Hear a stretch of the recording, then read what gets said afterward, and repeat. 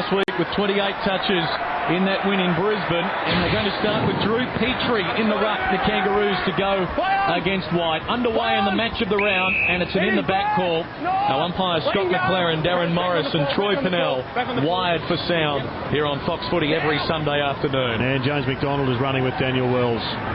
Petrie to the broadcast side for Michael Stevens. Inside the 50, Corey Jones off balance. Whelan now, harassed by Harvey. Brown under pressure.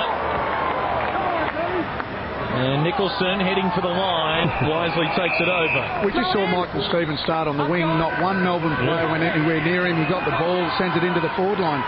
Not sure who's playing on him, but he was all on his own.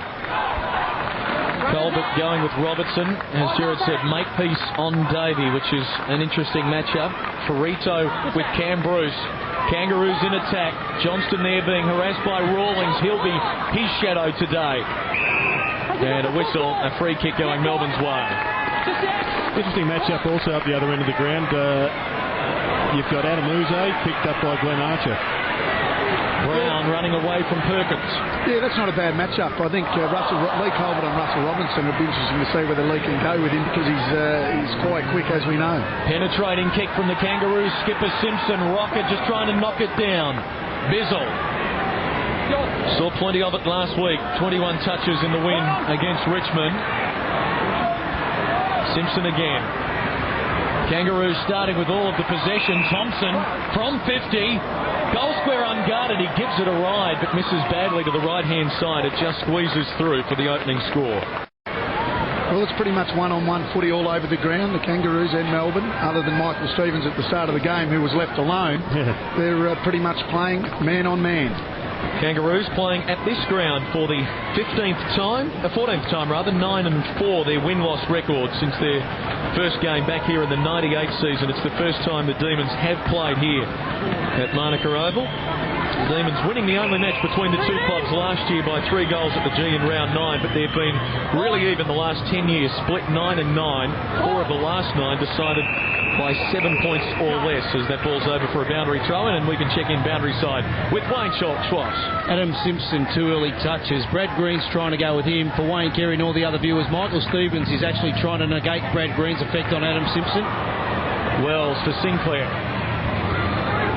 Petrie under pressure, and White rides him into the turf. Sylvia, quick hands for Johnston, boundary throw-in. Just intrigued by the matchups in the Kangaroos' defence. I think the Colbert-Robertson one is also one where they're just back Colbert's intelligence up against Robertson's athleticism, because he won't be able to go with him in the athleticism stakes. Simpson for Harvey, the old firm hook up. Leads provided, the match being played entirely in the Kangaroos attacking half of the ground. It's been a pretty sluggish start by Melbourne. They coming off a huge win, as are the Kangaroos, but they just haven't got near the ball. Jones gives this one a ride. What a way to start. He kicked 4 last week against Brisbane, and the Kangaroos are doing all the attacking. Well, they blocked it in. They've gone into the forward line. They didn't let it come out. That's a good sign for the Kangaroos when they're putting pressure on in their forward 50, as they have for the first couple of minutes of this quarter. Very good signs. And Drew Petrie in the middle of the ground. How have you assessed the change in roles of him as the key centre-half forward now to a bit of an everything man? Well, they had to do something, because he wasn't playing all that well at centre-half forward. He had a good year a couple of years ago, quiet last year, and they've thrown him into the ruck, and his form of late last week was pretty good. So, been a good move by Dean Laidley. Should see Jeff White getting over the top of him pretty comfortably, though. And he does so here, straight to Green, to Maloney. Set piece there, as Bruce charging out at half forward. Davey and Makepeace. Makepeace the knock away. Robertson the pick up. Neats leads to the pocket. Robertson goes towards him. Neats doubles back. Uze brought down in the back. Well, he just drew that free kick, didn't he? He knew the pressure was there, basically just went with it and drew a free kick. And you know that Glenn Archer's going to give his all. He's never going to let you just pick the ball up. So, smart play by Uze. And if there is one player who could deliberately have a shot for goal from this most acute of angles, it is Adem Uze. He runs around, opens it up, and that is perfect. That is a coaching video right there for any kid who's a left footer who wants to know how to kick goals from tight angles. We see a lot of players from those type of angles try to kick the ball around their body. They actually screw the ball, but he actually kicked it exactly how you should from there. A left footer, run around, opened up the angle, and as we know, he's a beautiful kick of the footy. Let's check in with Wayne Schwass. Yeah, look, I mentioned Adem Simpson being run with by Brad Green. Brad Green's an attacking type of player. It's a bit of a surprise move. James McDonald's is on the exciting Daniel Wells. Well, they've got two stopping players on the bench, Melbourne. One, Chris Hebden, and the other, Simon Godfrey. I would much rather see a run with player who's used to that role, running with Adem Simpson. Let Green attack. Roos by a point. White getting first hand to it again. Petrie not knocking it out. Not knocking it out. It comes out now. Travis Johnston. Melbourne moving it nicely. McDonald. And a good grab by Neitz, the skipper. Good signs for David Neitz. He's been on the lead a couple of times, and that was beautiful use of the footy, but just tell he's getting a couple of yards on Brown. Lee Brown destined to now be a backman for his career, where he's playing this year after a forward role last year. Well, if you keep playing well there, you're going to get stuck. That's a mistake he made earlier. Needs kick drifting across the face to level the scores. It's always a good ploy to not play so well at fullback, so they never put you back there. It's a bit like washing the dishes, isn't it? You do it well, you get it every night. Makepeace going short, and here is Lee Calvert, turning 30 on Tuesday, a milestone birthday for Lee, a footballing milestone not too far away, his 200th coming up in a fortnight as Stevens marks on half back. Now loose men, Rawlings has peeled off. And back for Stevens, back for Rawlings. It comes off, and Rawlings can go, or use Stevens again. He goes for Thompson, maybe the wrong option in the end. Now for Rito, they're being patient.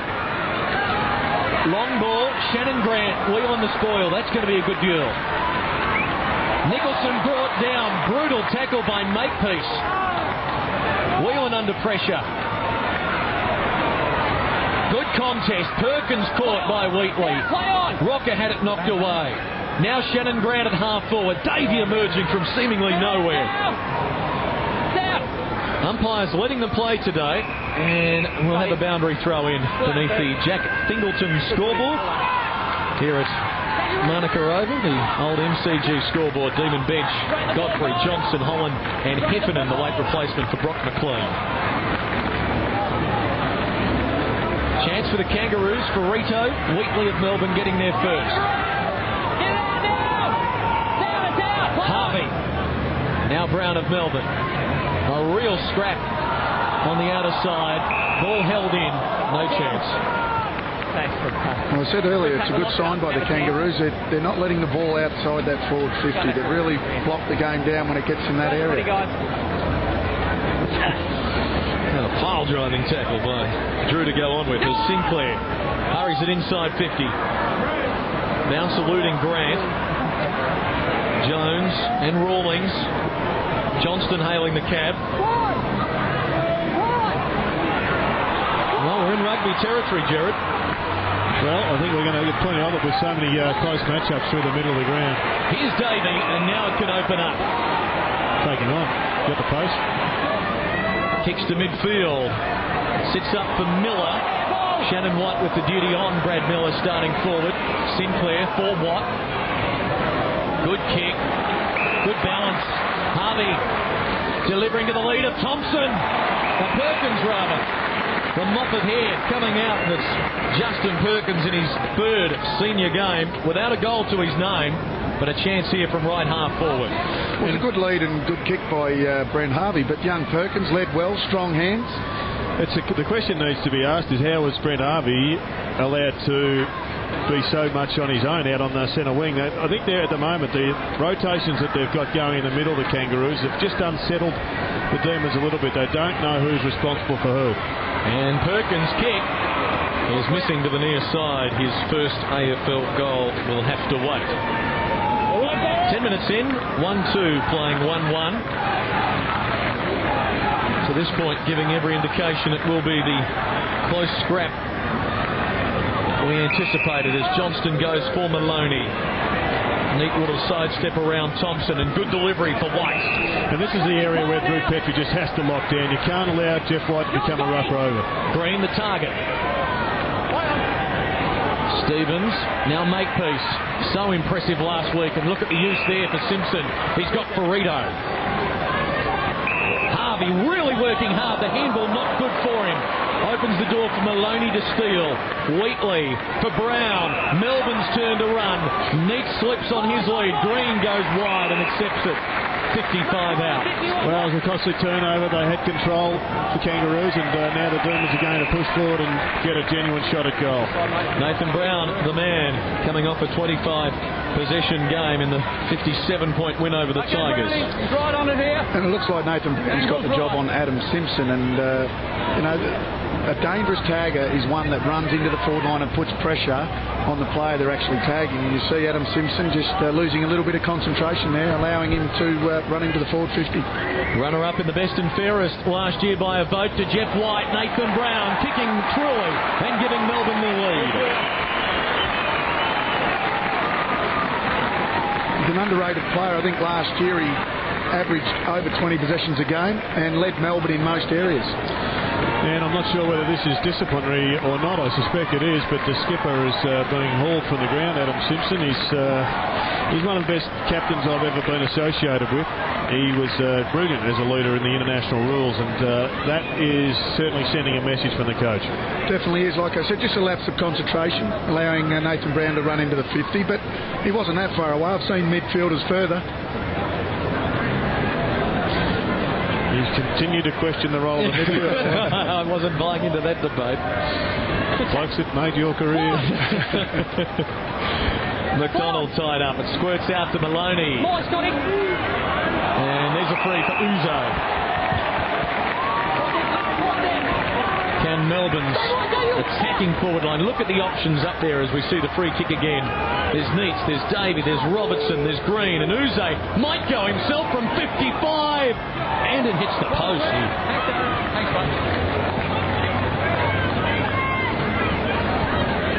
Adem Uzo with 23 goals for the season. One of those key prongs, Melbourne. It's a great kick. Straight down the middle for Harvey, for Archer. Suddenly across halfway, and the delivery for Jones was brilliant. Well, that is awesome ball movement.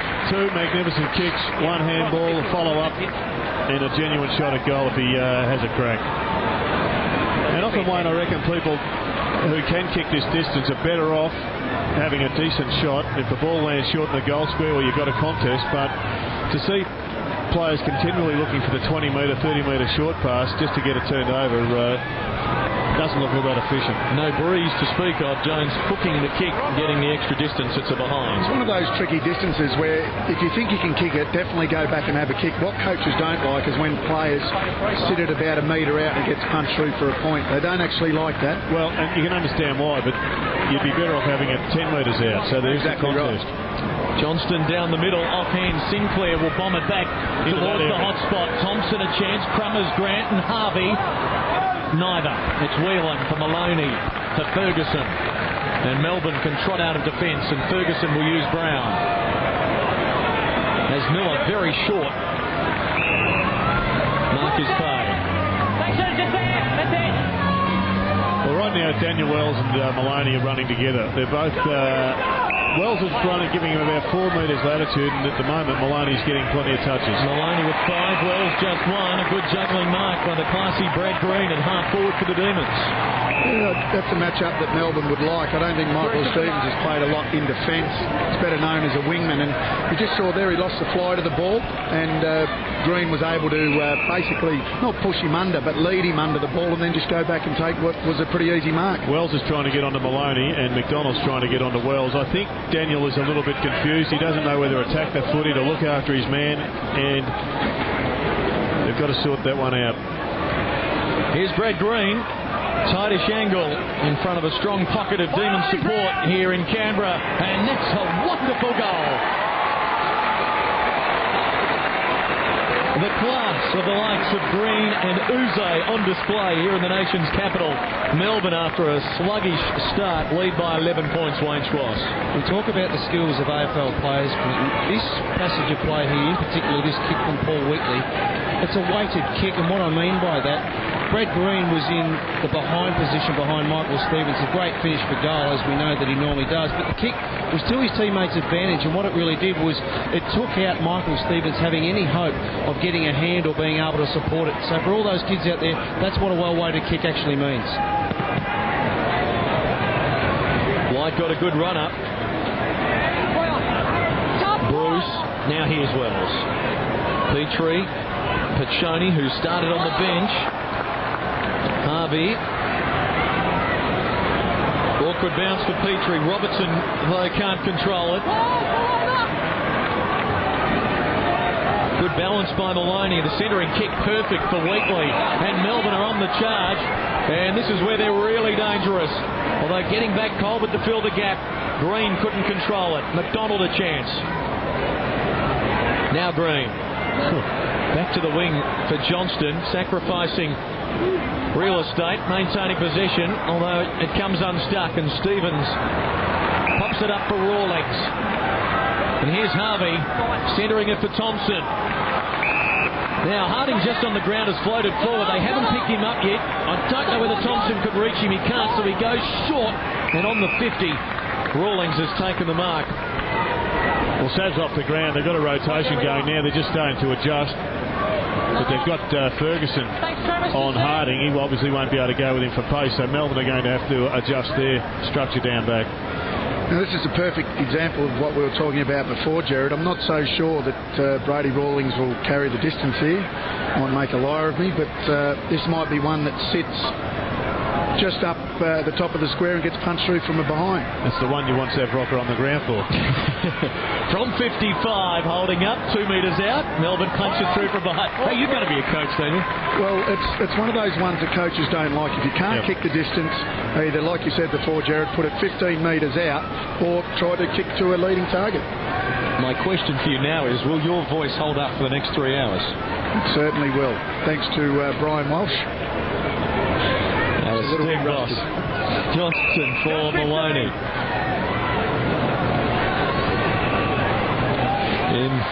Going through a few policy decisions last night.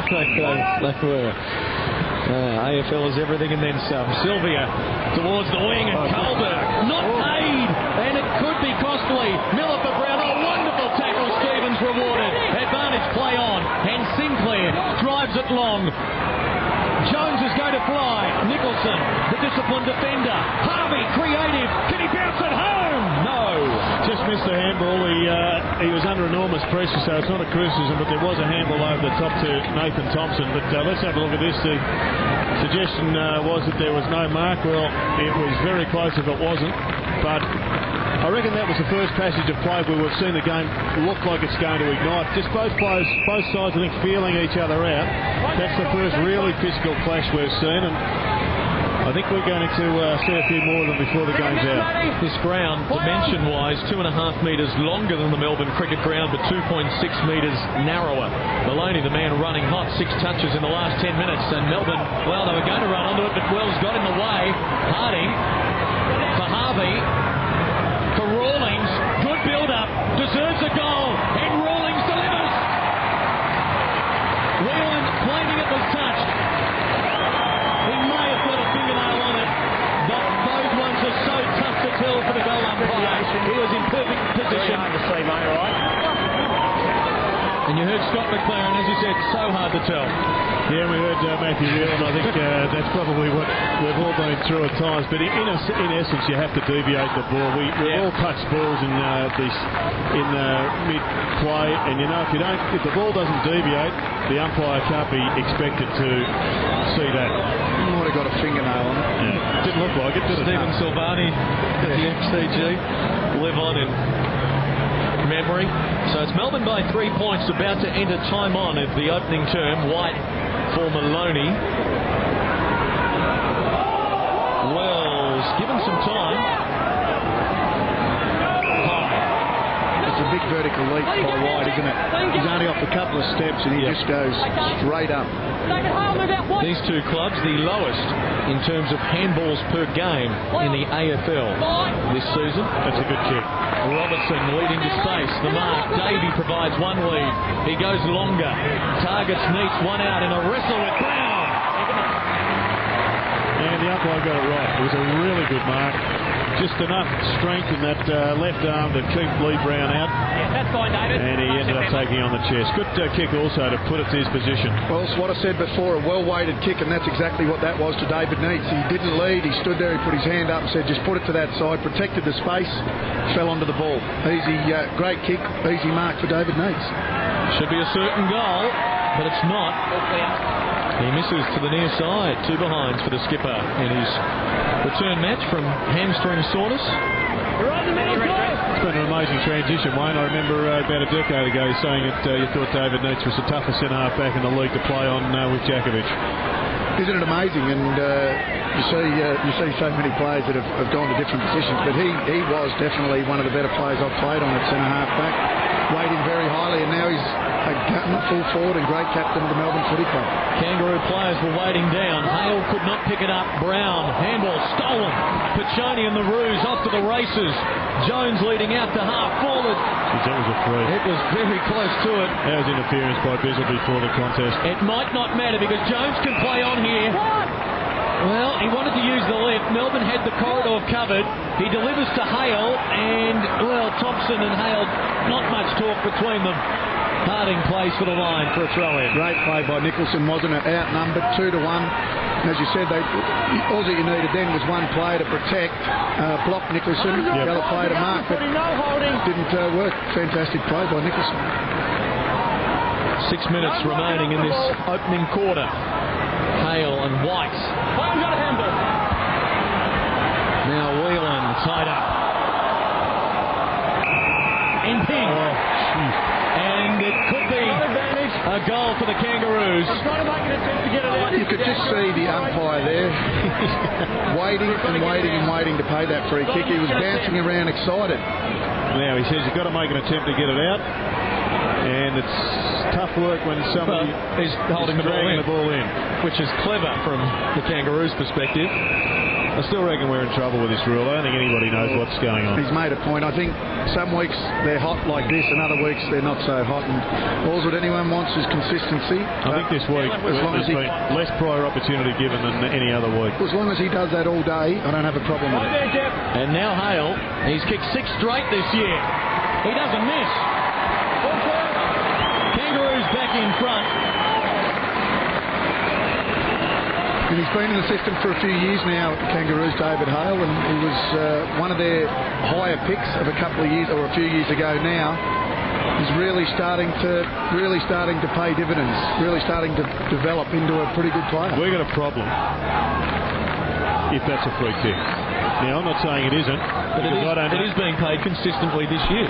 But I think it is if there's a bloke given a genuine chance to get rid of it. He's been shoved in the back. He's been poleaxed on the ground. He's made the mistake of winning the football. So what should we do at round 11? Well, the umpires to relax on it? Well, I think we just got to look at it and say, has that bloke made the call his objective? Yes, he has. Has he been given a genuine chance to get rid of it? No, he hasn't. So we've got to do something. Ball out to the scoreboard side with the Kangaroos 2 points to the good, and the boundary throw-in will result. Thought I was going to have to break you two up then. No, I'm trying to elicit from Gerard a strong reaction, and I think we got it, that we need to do something. Straight the footy, guys, okay? I'm agreeing with him. 2 points is the Kangaroo lead. We have enough friendly debates on a Sunday afternoon. And a scramble here, and it's going nowhere. Is it just me, or is this game lacking a little bit of spark at the moment? Yep. It's almost like there's this Indian arm wrestle going on. Nobody wants to break free of the man-on-man tussles. And generally, when that happens, the game just starts to build and build and build. And it's going to be close, and there's plenty at stake, and I think that's what we're seeing at the moment. Nobody wants to give a quarter. Yeah, the ramifications quite significant. Davey closed Bruce is quicker, better than anybody in the game, and you don't hear him coming. Jared, just on the crowd, it's quite strange because they're sitting back there reserved. They get excited when a goal's been kicked, but apart from that, during the course of general play, there's no real involvement from the crowd. Hope they're not looking for a refund, Wayne. They've all got free tickets. Here's White, driving deep, popping it up, giving the skipper a chance, although he's got to beat three. Waiting down is Brown. Couldn't quite get it to Uze. Perkins and Thompson covered a lot of territory there. And now Wells, will he be the man to provide the spark? Look at him go down the outer wing. He saw Davey coming, so he thought, I can't run past him. I'll kick long. Bizzle about to be under pressure from Grant. Good tackle. Johnston, smooth pickup. Now Green. He backed himself. And with confidence got it to Maloney. And McDonald's got space. He's called on by his forwards. And he goes to Bruce. What's his recovery like? No, Lee Brown. Fantastic. Colbert, inopportune slip. Gets it away for Watt. And he's got Harding. I noticed Brent Harvey on the bench, so maybe Adem Simpson wasn't taken off for disciplinary reasons. It might have just been an orchestrated rotation. 26 minutes gone, opening term. He does like to use the bench a lot, Dean. I think he uses the bench more than any other coach. Harding. Jones is one out. Wanting to use the left, and that's not 15. Rawlings going back for Makepeace, but missing him. Makepeace does well, and now Wells. Another turnover. Scrappy. Well, he really couldn't go long to the square because there was no one there. So they just forced him to having to find short targets. White for McDonald on the outer wing. Miller. I always reckon the Kangaroos look better when Big Sat's in the goal square. Just gives them that long bottom target. Loading down the skipper. Sinclair for Archer. Stabs it to the wing. Less than 2 minutes remaining in the quarter. Harding for Sinclair.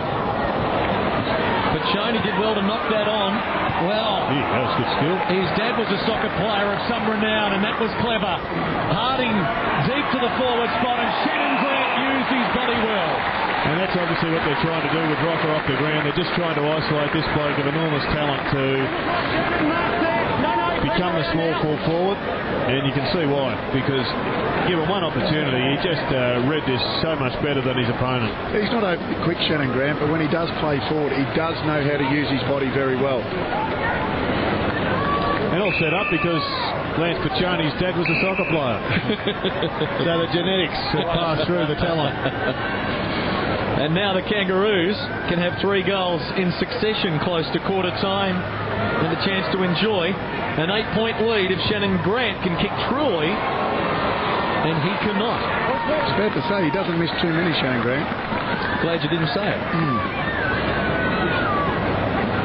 3-6 to 3-3. If you had to pick a winner right now, it'd be impossible, wouldn't it? You'd just toss a coin. It is lacking something, but we're waiting for Wells and Davey to set this game alight. Johnston going short for Ferguson. Still time for Melbourne in this opening turn. And Nathan Brown got a phone call I read in the paper today from Gerard Healy during the week saying commiserations on the injury. And at some point he rang you back and said it was from Nathan Brown. Yes, it was a very heartfelt message to the old mate Nathan Brown. What happened there, Gerard? You got given the wrong number. I got the producer at 3RW gave me the Nathan Brown number. Bruce has marked it with just seconds remaining. In fact, there is the siren, so the Demons transfer arriving just in the nick of time, and now Cam Bruce can give them the lead. David Neitz mustn't have heard the siren because the siren went and they were still leading at full forward. Well, it's 2 big blokes now it's 3-2 down there. If he's going to lob this on the line, they're going to need big David Neitz to really poleaxe them. Bruce from just a fraction beyond the 50. Hooks the kick. Will it be a score? No. Yes, it will. It did clear the line, and defensive today, every behind may be important. Quarter time, Fox Footy Sunday, and it's the Kangaroos by 2 points, 3-6, playing 3 goals for. And Jeff White making his way down to the rooms as David Neitz brings the team together. Yes, he does, and look, we don't know too much more than what we started with. We've got 2 evenly matched teams. We've got a real Indian arm wrestle going on, and at some stage in the next 3 quarters, it's about to explode.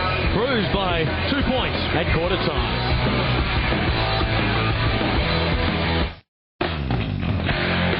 The golden goals.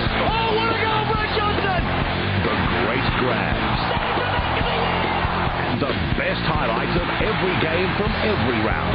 Tonight, join host Jim Wilson for The Winners, 7:30 local on Fox Footy Channel. If you're looking for the lowest prices, you'll find them at Bunnings Warehouse. Garden spade or fork, just $6.98 each. Ring clip Razorback lantern, a low $8.50. Garden hatchet or block splitter, just $9.99 each. 250mm exhaust fan, only $14.98. Pack of 12 roller covers, just $9.97. 500mm toolbox, only $7.98. 24-hour electric timer switch, just $3.50. Bunnings Warehouse. Lowest prices are just the beginning.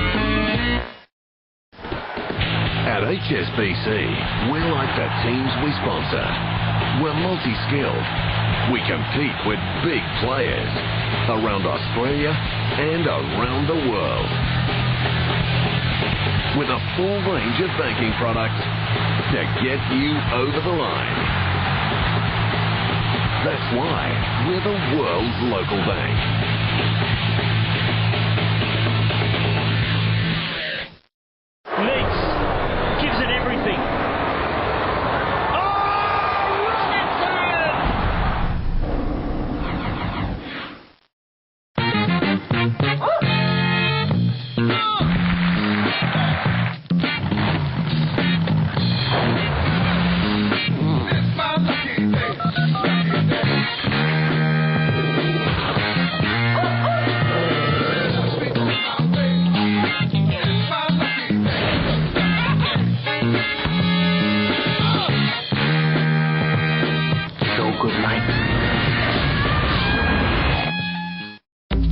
Story this June on the History Channel. Take a fantastic voyage and explore the evolution of science fiction on Saturday, June 11th. From Roswell to crop circles and culminating in the premiere False Witness, you'll question everything you know in Conspiracy Files Special Edition. Everything you thought you'd be able to explain so easily is knocked sideways. Know the real story behind Brad Pitt and George Clooney's blockbuster in History vs. Hollywood's Ocean's 12. And on June 22nd, today's conflict in Iraq can be seen through the ages in The Kings from Babylon to Baghdad. One of the most horrendous, oppressive regimes in history. For the 55th anniversary of the Korean War, we unlock the secrets and go inside North Korea.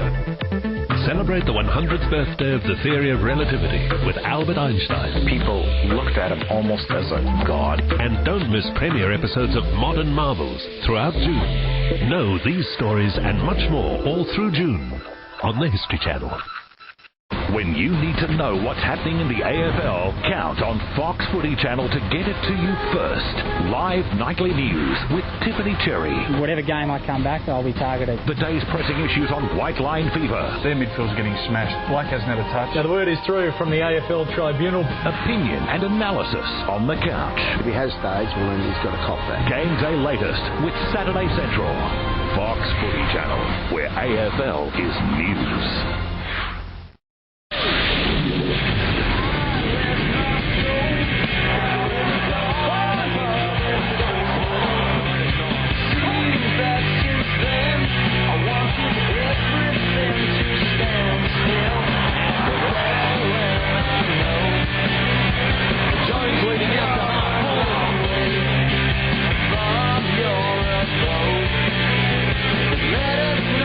Of some energy spent, but almost as you were in the opening term.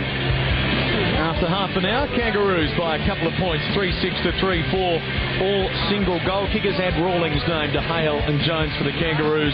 Brown, Green with Uze, the goal kickers for Melbourne. Possessions remarkably similar. The Kangaroos with just 3 more hand passes in the opening term. The kicks were all square. Maloney and Brown 9 touches each for Melbourne, and Sinclair with 8, the leader for the Kangaroos. Let's check in at ground level with Wayne Schwartz. We made mention in the preview, Clinton, about one of the real strengths of this Melbourne outfit, and that was the use of the corridor by getting a free target somewhere in the defensive end. And this passage of play really highlights that. They get the ball into the hands of Cameron Bruce, who immediately looks inside. He has a free target. Who is it? It's Jeff White. Into a runner's hand and a ball carrier. That happened to be Brent Maloney. Then a long kick up forward, whilst Brad Green didn't take the mark. That's one of their strengths. The Kangaroos must restrict that run. But importantly, Jeff White went to the toilet for a pit stop, and he's back on the ground. I'm glad you said pit. Kangaroos by a couple of points. Well, I think he's right. It's no secret that Neil Danaher favourite saying as a coach is, if we own the corridor, we own the match, and that's why they're always going to be looking inside. And Jeff White is critical to that. He's had 6 possessions, and that's about 4 too many for the coach of the Kangaroos in Dean Laidley. Drew Petrie's had a couple. The centre clearances have been certainly the taps have gone Jeff White's way. He just needs just a bit more out of the big man on screen. 9-4 the hit-outs in favour of White over Petrie 3 and Hale 1. Second term underway. Demons to the city end. That's the left. Well done. And it's Petrie right on cue, Jared. Although he slipped on the cricket pitch area here on the second effort, and he'll get another chance. But he's locked it up, and he gets a chance for everybody now to tighten up, and he can lock arms with Jeff White if he would like to just minimise his jump, but he might continue to back himself in. I suspect he'll go the body option. Big match this. If the Kangaroos win, 5 clubs will be 7-4 at the halfway mark, fighting for second place. If Melbourne win, they're outright second at 8-3. And Davey stands up in the tackle.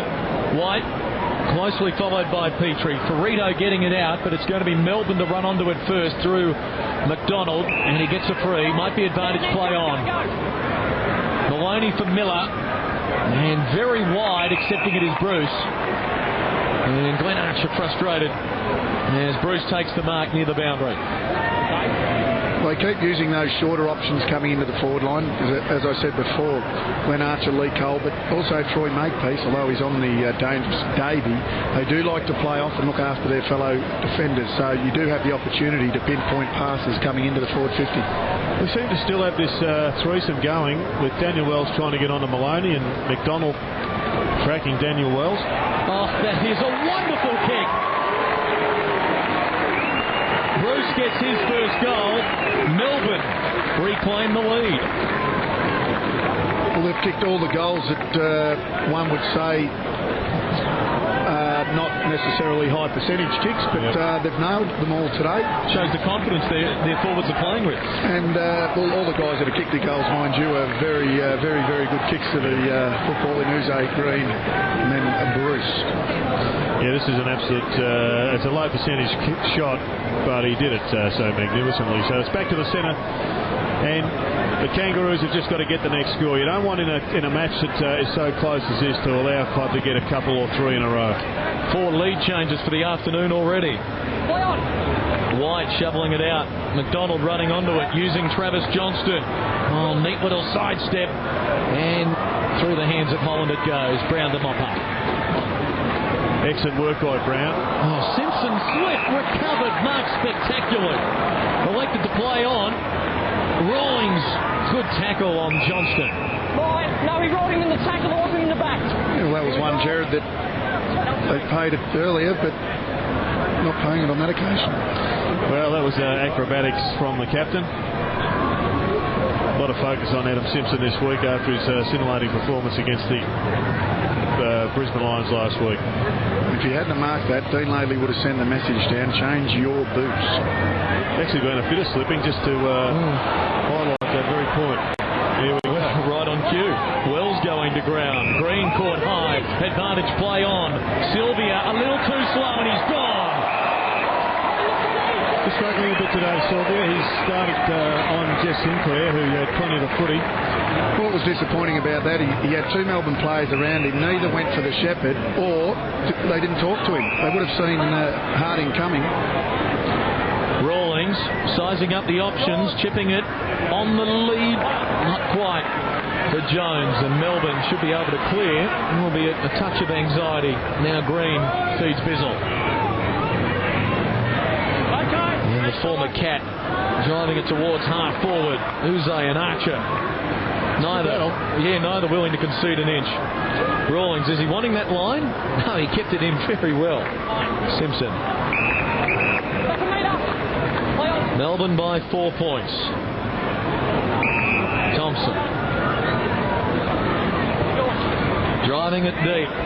Harvey's got to work in amongst the land of the Giants there. Heffernan, the late call up for McLean. Whelan, happy to run it out. What do you reckon, Wayne? Is it time to get Big Savaloy back on the ground?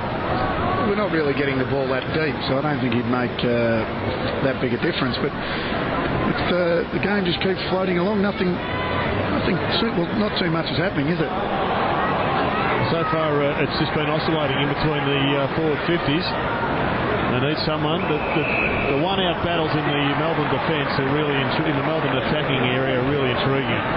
Particularly Archer versus Uze. It's like the truck versus a sports car. Free kick paid there for Miller. I get the feeling that a lot of players are just not confident with the surface. They've got the wrong boots on. I reckon you might be right.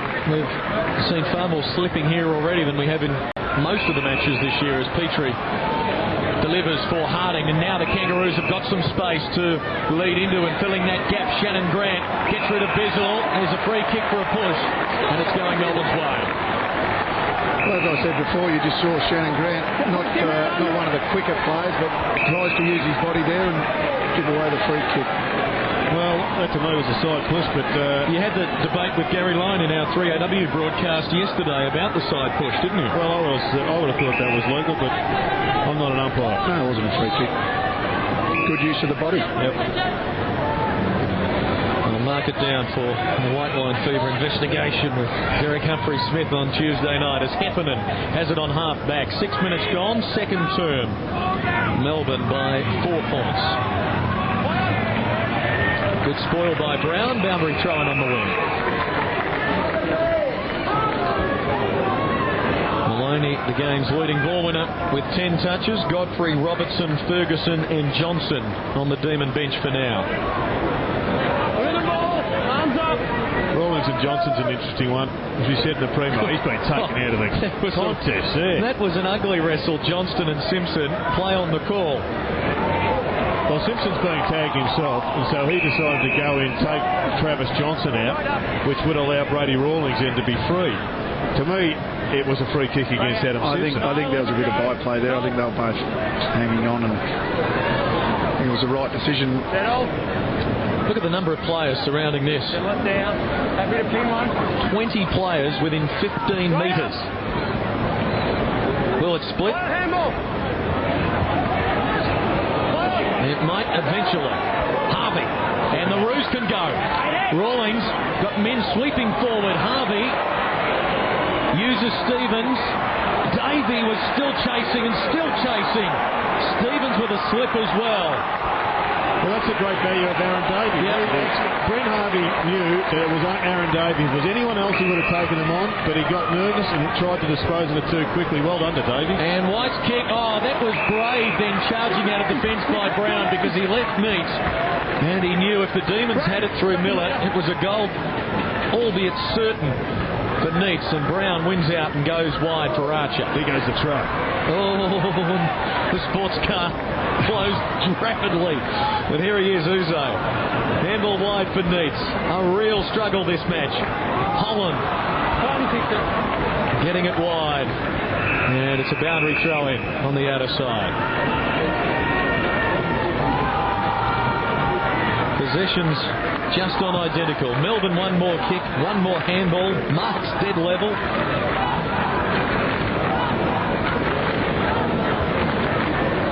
McDonald. Sylvia swoops. Targets Green, can't find him, throwing in the forward pocket. Great skills there by Sylvia. He was under pressure, still got his kick away, and that's all he can be asked to do under that sort of heat. Just get the ball forward. Jess Sinclair right on his hammer. Just a young kid building a big reputation. Still just a teenager. Game number 13 for Colin Sylvia. Melbourne in attack. Makepeace providing the clearance. The bounce eludes Bruce, but not Simpson. Long towards half forward. Whelan cleverly to Johnston, back for the running Whelan. And now Bruce on the wing. Interesting match-up in the middle now, Simpson versus Maloney. Spoiled by Watt away from Miller. Creative handball for Perkins. Quick handball for Ferrito. He ducks away. Drives long. Jones, good hands. Now, the inside 50 totally vacant. Harding's quick. He's sprinting towards the pocket. He's going to be on the end of it with Wheatley. Oh, and Wheatley with a circus catch right there. Well, that's a good lesson for youngsters. That is a very good lesson for youngsters. Kept his eye on the ball the whole way and went back with a flight. What was a very timely mark. Robertson just on for Neitz, nearly collided with each other on the transition. Such was Robbo's eagerness, where he saw the ball was looming on the wing. McDonald to Miller was a nice pass.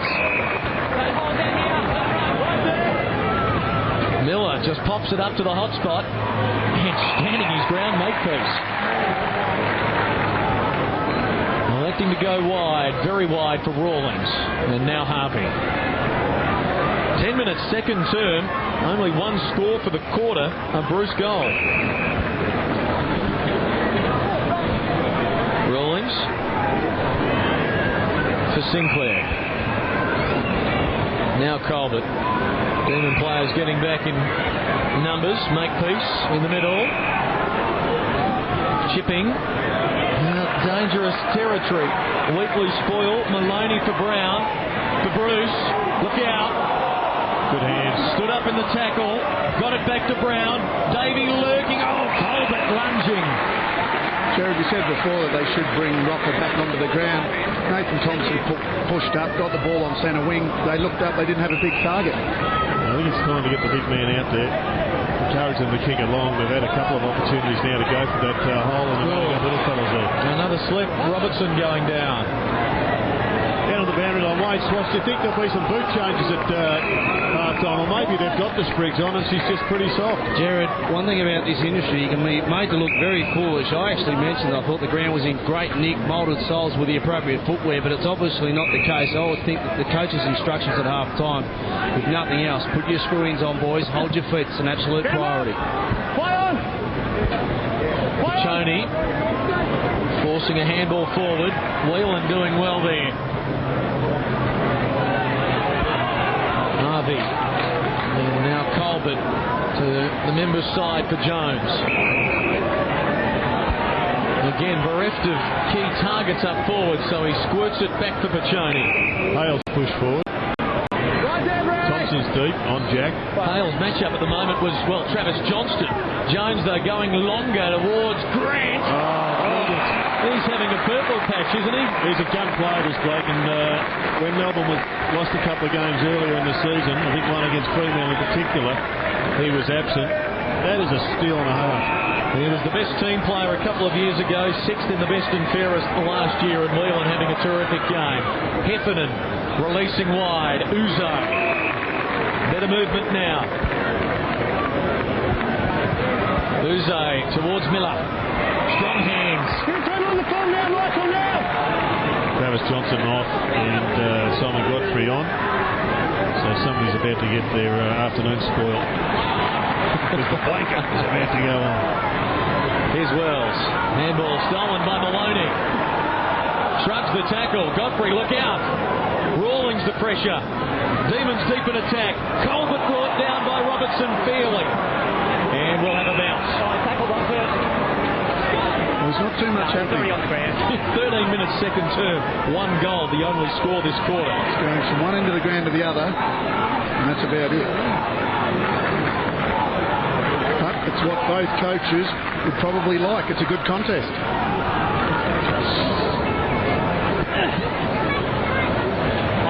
Brown got first hand to it. Ball trapped. You guys get it out if you can.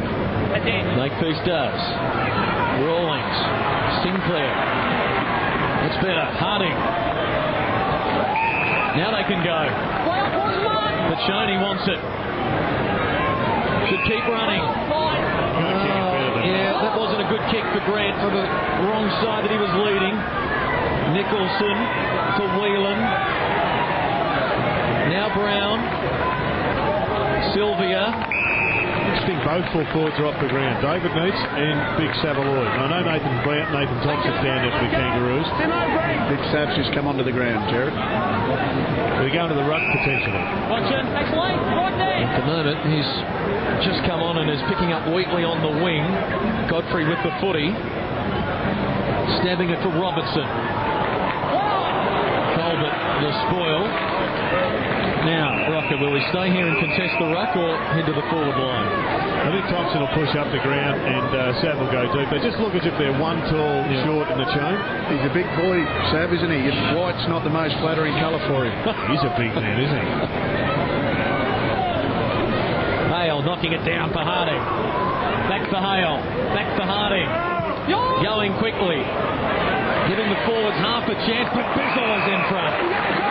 Fought back well, Bizzle. Jones got an early goal. Bizzle's had plenty of touches since. And he's got loose men. Heffernan's got Godfrey in the middle, and he can run. He's got White leading wide. Miller's short. Options deeper. Holland waiting down. The ever opportunist Russell Robertson. Green off the ground. We know about his soccer story. He tried with Manchester United as a kid.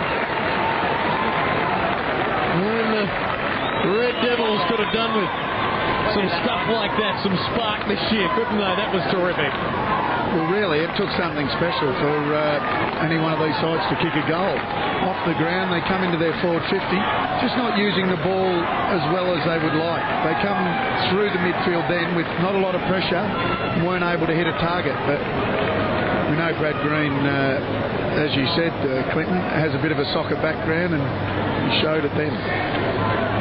Well, big David Neitz is on the boundary line. So we're going to get some full forwards back out there, and I reckon this is what the local market want here in Canberra. They want to see the full forwards flying. They want the big goals.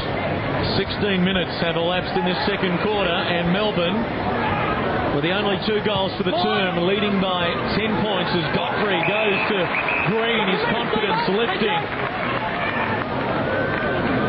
We see the options in the left forward pocket. Robertson on the lead. Here's the kick. Well, that's where he's going to exploit Lee Colbert. That's when the space is provided. Colbert's had a good quarter, but now Russell Robertson can spoil the party for him. And Neitz on for Green, who delivered this ball just where Robertson was leading. There's a matchup that I'm sure Melbourne liked. Michael Stevens on Green, but he's come off for a rest. I would have thought that they would have kept that going for a bit longer. It's that interchange, Jared, you were talking about, taking the better players off when they're in form. Glenn Archer spoke about it as a current day player. He doesn't like it. Robertson's kick is into the post. Maloney off, Green back on. Well, Duck, you've got your way. Didn't take long. It was only a little rest. And there's his opponent coming off now, Michael Stevens. Fox Footy Sunday with you from the nation's capital. 17 minutes gone in the second term. Melbourne by 11 points. Good news is we've got a close one on Fox Footy Sunday. You've been calling for the close one for a while now. Lift it. Pachoni for Archer. Now the Kangaroos can run. Sinclair through the middle. Well, just drops it off for Simpson. He'll be credited with a kick. Pachoni's kick is smothered. This is danger now for the Roos. Melbourne with plenty of numbers. You sense a goal coming up. Streaking forward. Neitz can pick which option he wants. Well, and he goes over the head of Davey. He had Holland in the goal square. Davey short. White going forward. He's got his arms outstretched saying, why didn't you kick it to me? Kangaroos, Wayne, I reckon they're just down on energy at the present time, and if it continues like this, Melbourne's extra options up forward inevitably will make them win the game. They've just got to start applying a bit more midfield energy to it. They do, but Melbourne have not used the ball at all well. coming into their forward 50. It's been a scoreless 18 minutes of this second quarter for the Roos. The wall set up. Green. Can he dob it from 50? No. Hooking the kick for a behind. Just looking down the list for a bloke he'd stick into the middle to maybe energise the rest of his teammates. I'd get Archer up into the fray. Let him belt some bodies and create some mayhem there and drive a few of his teammates to higher levels than they're at the present time. The problem is there's not too many ball ups in the middle of the ground after a goal because there's been none being kicked. Melbourne conceding the short kick in wide. Sinclair moving it on for Rawlings. Back for Jets. Here's Thompson slipping into it. This surface, I think, is as much to do with the lack of intensity as anything. The players are just not attacking the ball with any confidence. Archer. Here we go. Charging out of defence. It's raw, but handsome. Now, he's got the big fella back in the square. He leads now. Jones turns it down. Rocker doubles back. Into the pocket, and Shannon Grant hangs on. That's class. That is pure class. He was gone for all money then, Shannon Grant, and just made something out of nothing. It was a beautiful kick. That's where he wanted it. Once again, just led Whelan under the ball and then able to go back with the one hand. Started with the truck. He came charging through. It was just raw, but it got them going. He does this week in, week out, Shannon Grant.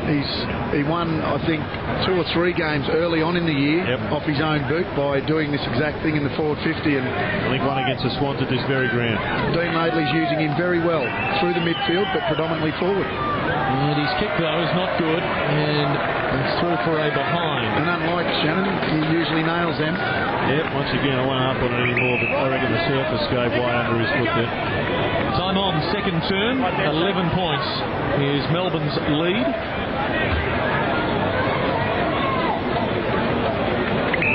Travis Johnston electing to chip it to himself. And use Bizzle. How'd you like to be on the end of Travis Johnson's kicks? They're centimetre perfect to borrow a line from a well-known Western Australian. He rarely wastes it.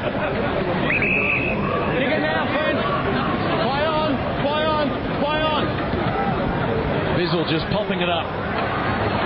Good run by Hale. Heffernan caught. Hale. Oh, Travis Johnston did well. In the path of Brown. Shirks at nothing. Davey now. Will he provide the spark? Deft chip kick. Perfect for Godfrey. Miller. Godfrey kept on running. Miller to go himself. Drives it long from 49 and misses to the left-hand side. Well, once again, Melbourne come through the midfield without too much pressure and not able to hit a target or use the football properly. 5-7 plays 3-7. They're wasting some opportunities. And that's the way Dean Madeley likes it. Likes to strangle it. Likes to get hold of it. And then fire up and then unleash the demons.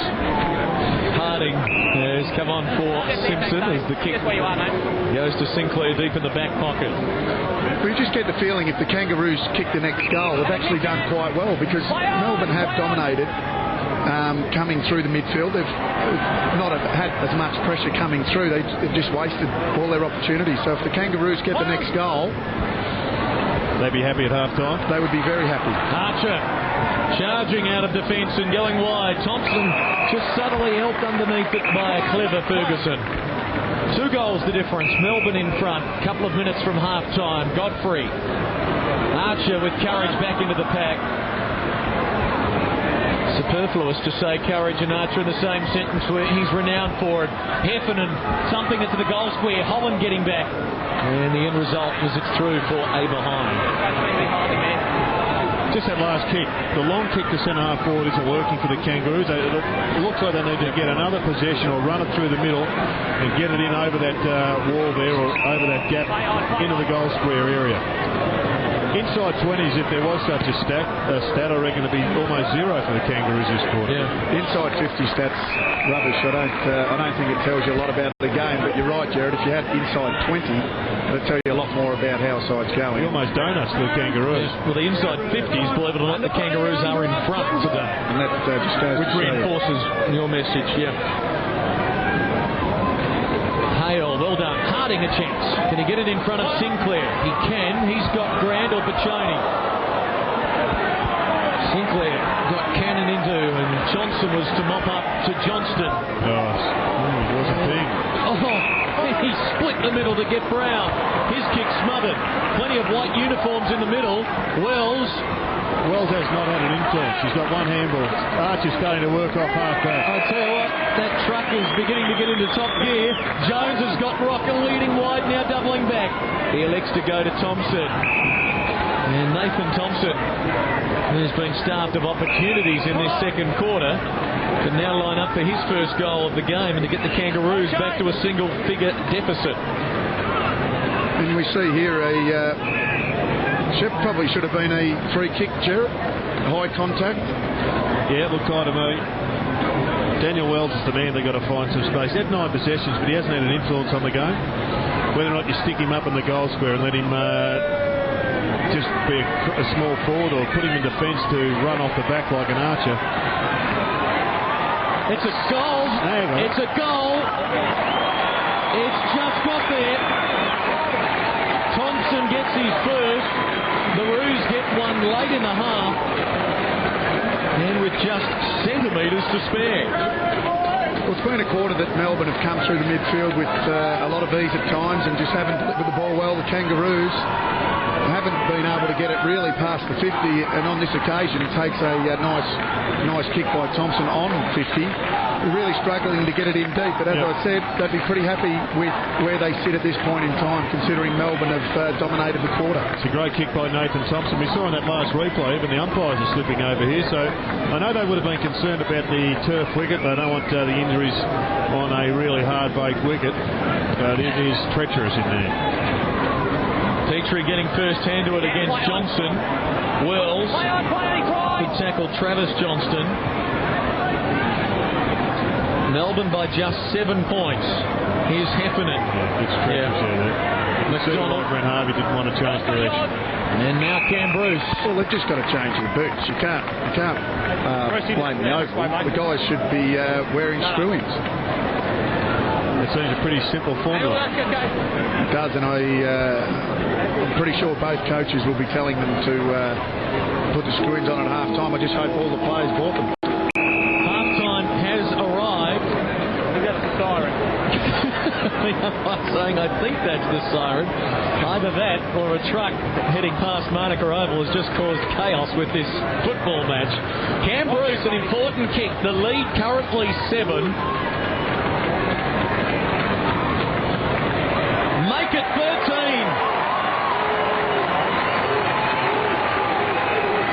Their set shot goal kicking has been superb in the first half, and it's been the backbone of their 13-point lead at half-time, 6-8 to 4-7. And as I said, I think the Kangaroos will go in half-time quite happy with where they sit, because Melbourne really did get on top, and it's taken a couple of nice kicks by Bruce and also Green to actually, Green off the ground, but a lot of wasted opportunities in that quarter by Melbourne. They'll have to use the ball a lot better if they're to beat this Kangaroo outfit in the second half. 6-8 plays 4 goals 7 at half-time in what is a critical match to close out round 11. And lots to talk about. Back in a moment. Demons by 13 points. Coming up at 8:30 Eastern, Foxtel and Ozstar digital subscribers can see this week's fully interactive Fox Footy Active game replay. For those of you with digital, press red now. Simply press red on your digital remote when the red icon appears on your screen and you'll go active. Officeworks big tax time savings. MYOB Accounting Plus version 15 reduced $130, just $465 with bonus phone pack. This Acer 1715 17-inch monitor reduced $130, just $369. Officeworks, the works.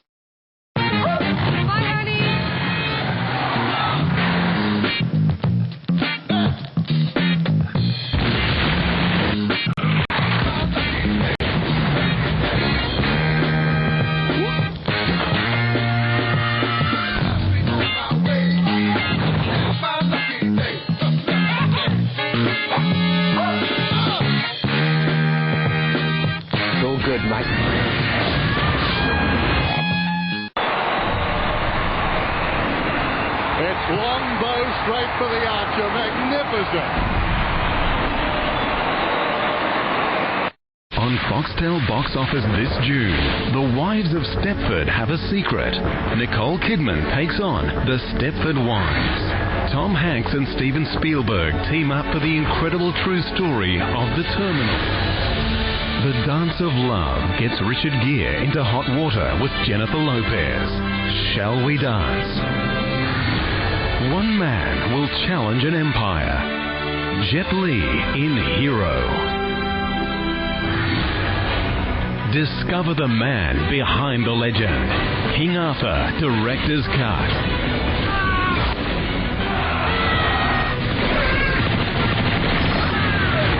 The best sound, the best pictures, the best movies. This June on Foxtel Box Office, where movies come first. Experience Foxtel Box Office only on digital. Officeworks' big tax time savings. Introducing this Lotus leather chair, just $89. And save $80 on this 4-drawer filing cabinet, just $169. Low prices, Officeworks, the works. Showtime believes that true love means never having to say, "Who the hell are you?" Don't you remember me a little? 51st Dates. On Showtime. Only one game show puts footy couples head-to-head in pursuit of great prizes and inter-club bragging rights. Well, you won't live that one down. Wednesday, join host Rebecca Wilson as St Kilda veteran Justin Peckett and Hawthorn's Rob Campbell find out how much they really know about their relationships. AFL Love Match with Rebecca Wilson, Wednesday on Fox Footy Channel. June on Fox Footy Channel, the exclusive Fox Footy features taking you beyond the boundary of the AFL. My family suffered the consequences. The Coach's Box on June 15 gets under the guard of the game's great minds. Is it worth the sacrifices? Probably not. On June 22, AFL Apprentice follows two young hopefuls' journey from draft camp to senior debut. It was bigger than any cheer I've heard before. Then on June 29, the unheralded world of the runner in Getting the Message. Groundbreaking AFL coverage coming soon on Fox Footy Channel, where AFL is exclusive.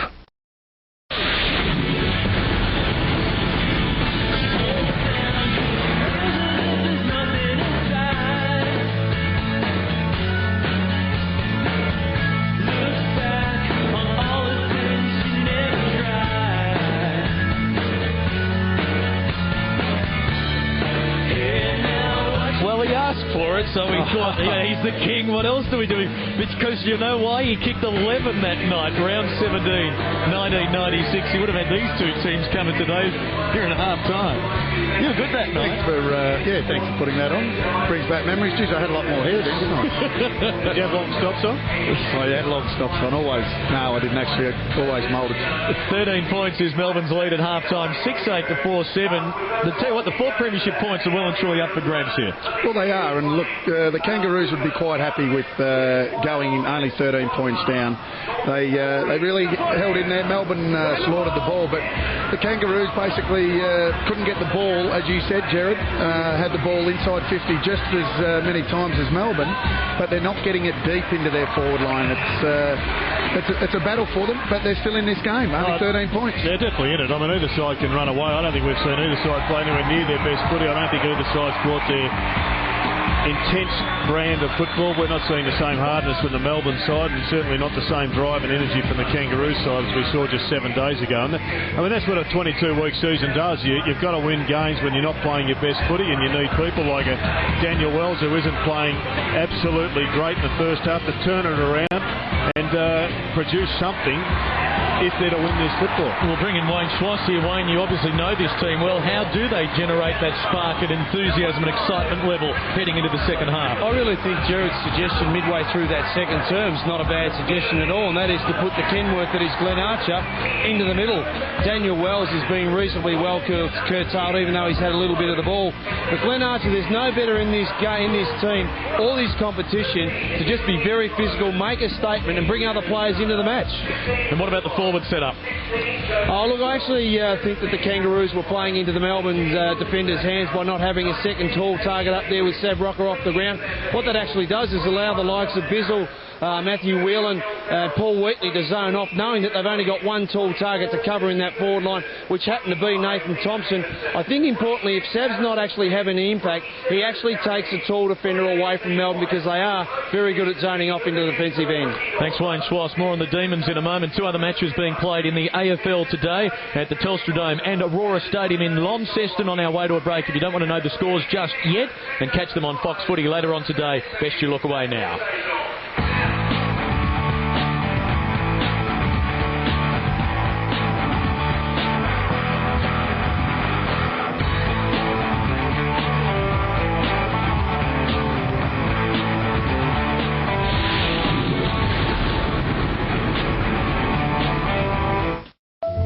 AFL Hall of Fame is home to football's elite.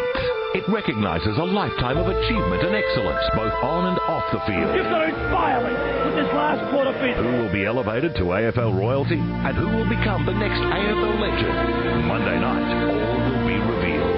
Join Jason Bennett as we profile the 2005 inductees to the AFL Hall of Fame. Monday, exclusive to Fox Footy Channel. Hungry Jacks, where it's at, Hungry Jacks. The big, juicy burger that started it all. The legendary Whopper. I like that. 100% flame grilled beef with pickles, ketchup, onion, tomato, lettuce and mayo. Legendary. Love it at Hungry Jacks. Love it at Hungry Jacks. The burgers are better at Hungry Jacks. Remember your first mobile phone? Sure, like anything new, it took time to get used to, but to imagine life without it now, I'd rather not.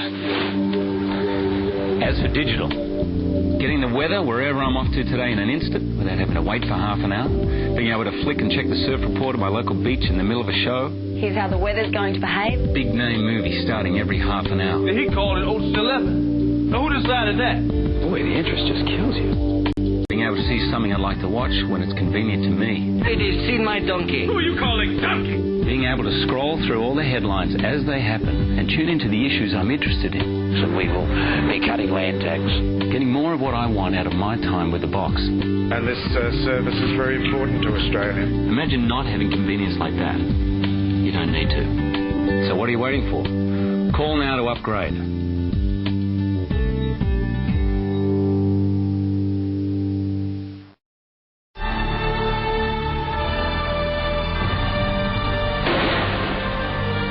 Find him. These activities went quite a way beyond what you'd call famine relief. They're not going to kill me. They're not going to kill me. They need me alive.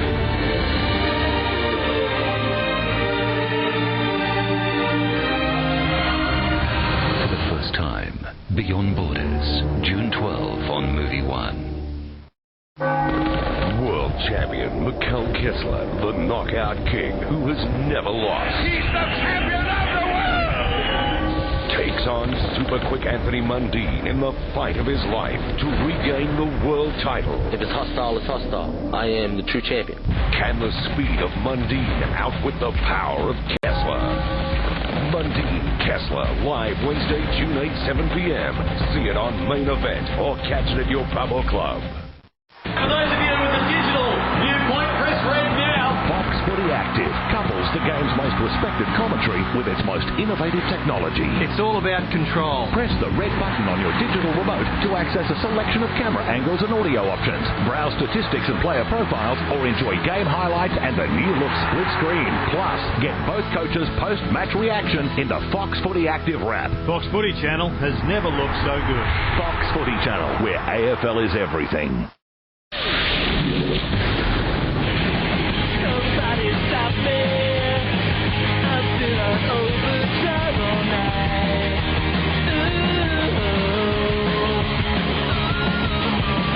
This girl has got me and made my thinking summertime. An arm wrestle unfolding at Manuka Manuka Oval, and big footies here as well from Oz Kicking Around. Good to see that Lloydie got here quickly from Adelaide. Well, Jono's playing down at the Telstra Dome, so Matt was good enough to come and support Fox Footy's big day out. It's 6-8 to 4-7. It's Melbourne by 13 points at half-time, and the difference has probably been their classy finishing up forward, and particularly the set shot at goals for Melbourne as we have a look at their first half highlights. Green with a couple of goals, tight angles. Uze kicked this one in the first quarter to get them on the scoreboard 5 minutes in, which was a classy finish, and Bruce providing it as well, and in a close, low-scoring game, that's been the key. A lot of their goals have come from very good kicks in low percentage areas of the ground, but the guys that have had the shots we know are beautiful kicks of the footy, but low percentages, and this guy, Brad Green, he is a sensational kick, and really, if you, we were just saying before, Jared, if you didn't have a stat sheet in front of you, very difficult to tell who's playing well.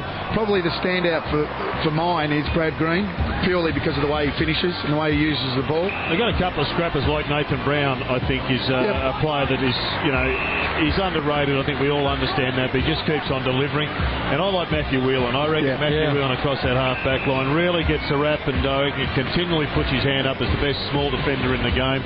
And one day he'll get there. And he's the leading contested ball winner on the ground. Half of his 12 possessions have been contested ball wins for Melbourne. So is Neil Danaher happy right now? Is he content? Is he angry? Is he upset? I think he'd be a little bit disappointed with where they sit at the moment. Only 13 points up. Like I said, they come through the midfield and also half forward a number of times with no pressure, and they weren't able to hit a target. It got in there, it was rushed through for a behind, or they just kicked to a contested situation. I think they just have to use the ball a little bit better coming in. Melbourne could easily be 6-7 goals in front if they'd used the ball a little bit better in that quarter. The margin is 13 points at half-time. 6-8 plays 4-7. The Demons victory today, and they will be outright second on the AFL ladder at halfway at 8-3. If the Kangaroos can come from behind win, we'll have 5 clubs at 7-4. Big second half coming up next, exclusive to Fox Footy.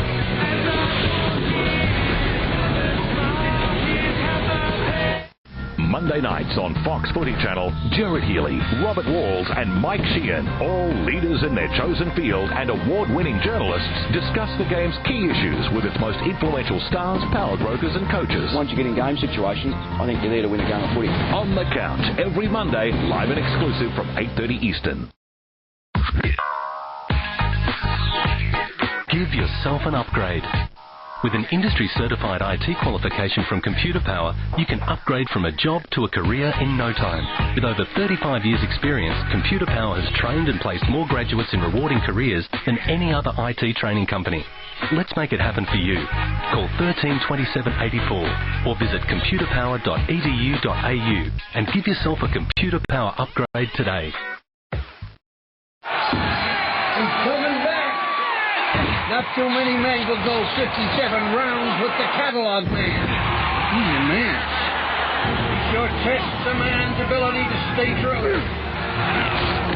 Dougie McKenna could end it right now. All he has to do is take a sip of that average bourbon. It ain't too rain. It ain't too rain. You ever seen anything quite like this? Bending it back.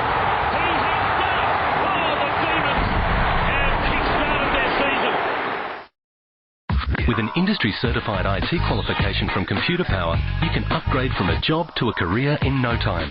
With tailored study options and the security of our job placement program, give yourself a Computer Power upgrade today.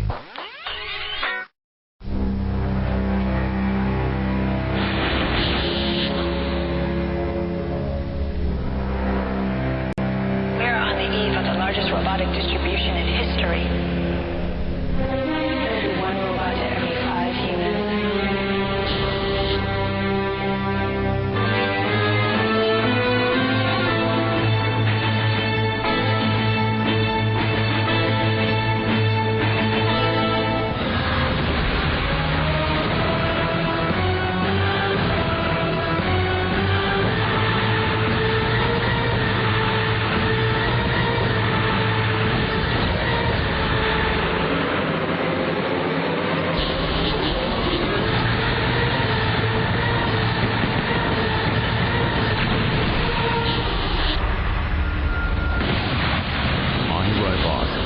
showing only on Foxtel Box Office.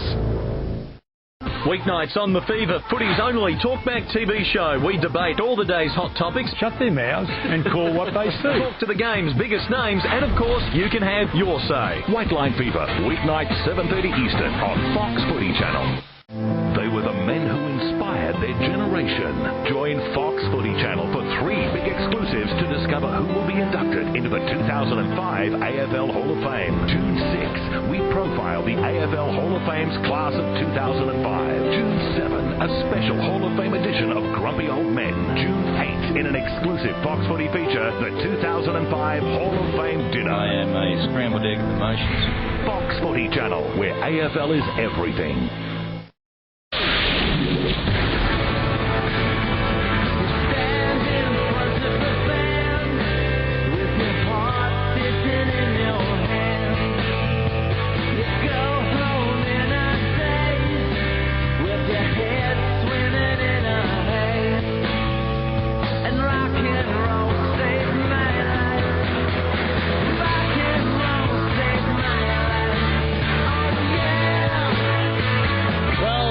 Good to see the boot starters for the respective sides actually doing some work now. They've got their hands full. The players are having their own battles keeping their footing out here on the surface here at Manuka Oval. But 2 players in particular that I've been impressed with, and I tend to say this a bit when I see them both play. One, firstly, is Davey. He is an absolute excitement machine. It's not so much what he does with the ball. This passage of play, I absolutely love seeing this component of our game. It's the defensive side, the pressure. As it turns out, his hard work turns the ball over and the Demons go forward. But over the other side, the Kenworth, Glenn Archer, I love every game I see play of this man.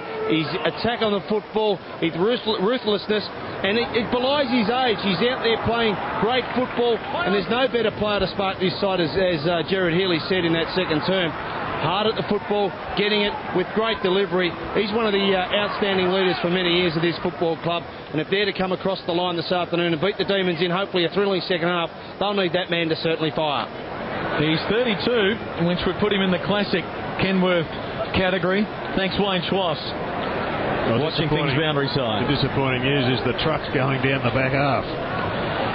He'll provide the drive from defence, perhaps, with Melbourne leading by 13 points, 6-8 to 4-7. He can probably pinch hit in the midfield, but I don't think he can run with this Melbourne midfield. They are very good in there. Glenn Archer could definitely go into the middle and give them a bit of toughness out of the centre, but I just don't think he's got the engine to run with this particular midfield.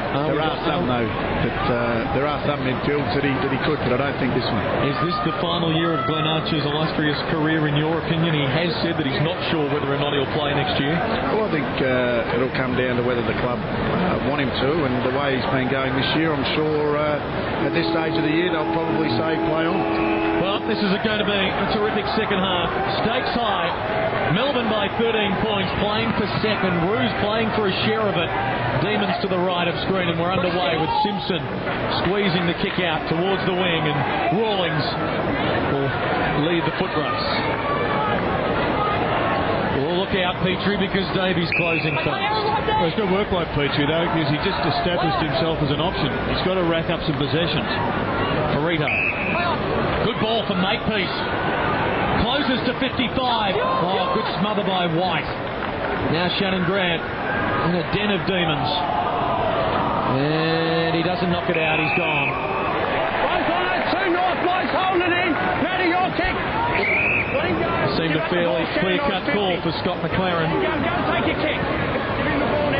Well, I think the umpires are right when they penalise the side if it's held in by 2 people of the same club. And Scott McLaren was right on the ball. Travis Johnson had plenty of it in the first half. His delivery superb. 9 possessions. He's probably just a touch under his average for the season. Here's Maloney with his 13th use of the football, dropping short for Green, who makes Makepeace earn it. Miller in tack. There you go. And we saw on that occasion the Kangaroos getting their whole side in the back 50. There was a mini flood going there, and then as Makepeace marked it, they all shuffled back to their respective positions. So It's obviously something Dean Laidley's going to try in this quarter. Get numbers back. Now, Makepeace, devoid of options. Really, no one presenting for him, so got it on to Smith, who shovels it inside the 50. Awkward bounce for Johnston, but had time. Uses Maloney. Down the corridor he runs, kicking long towards centre half forward, over the head of Bruce. White jumpers back. Oh, Sinclair's option, questionable. His second effort, terrific. And third effort, and he wins a free kick. Plays on for Stevens. Wide to half back on the outer side, and now here's Smith. Having a go, Jess Sinclair, you've got to pay credit for the effort he's put in. He's getting plenty of touches. He's followed up an error there and still made good. It's as though the Roos have had some strong words from Dean Laidley at half-time. A fair degree of commitment about the way they've opened. Can Wells provide the polish? The delivery inside 50, leap from Harding, and then goes to ground. Just got to stick those. I mean, that's just bread and butter stuff for forward. Nicholson for Bizzle. Now Bruce at half-back. White. Gone. Sinclair the steal. That's a touch ball for Grant. He gets it away. And Smith, in his first year of senior footy, high one to the goal square. Melbourne with numbers spoil one another. They don't want to concede a behind. And Ferguson plays for the line. Looks a clever kick and is. Well, the Canberra Raiders would be very happy with that kick for touch. Yeah, did enough with it not to draw the penalty. The Kangaroos are pressing. They've brought some energy here. It's was. Yeah, just for as courageous as Ryan Ferguson is, he's got to have better awareness of his teammates there. He actually spoilt Clint Bizzle. They were fortunate to get away from it. Not trying to get away from his courage, but have better awareness. Good hands. Maloney, Bruce, Johnston. Wells closing. Johnston under some pressure late. Heard the roar of the crowd in the grandstand. Green for Johnston. Good ball. Robertson.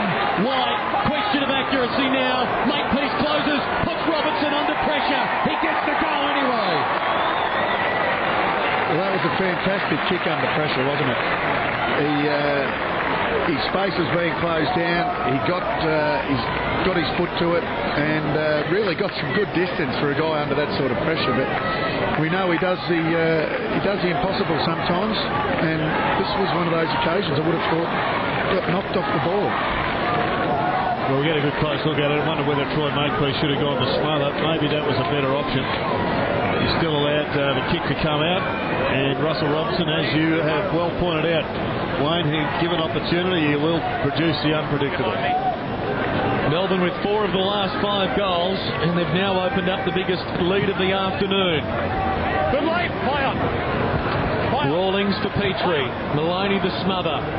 Burrito for Simpson. And Jones with a step on Bizzle. Last 3 minutes have probably just been a little microcosm of this whole match. The Kangaroos went in about 3 times. Haven't got the forward structure to be able to capitalise on it, or the midfield to pinpoint it. Melbourne went forward once, goal. And enhancing that, the statistics, 30 inside 50s to Kangaroos, just 25 for Melbourne. So for every entry inside 50, they're averaging just on 1 behind per entry inside 50. Not a good return. They're deep in attack again, though. And it's McDonald under pressure. Look out, he's got to knock it out. And no chance, a bounce.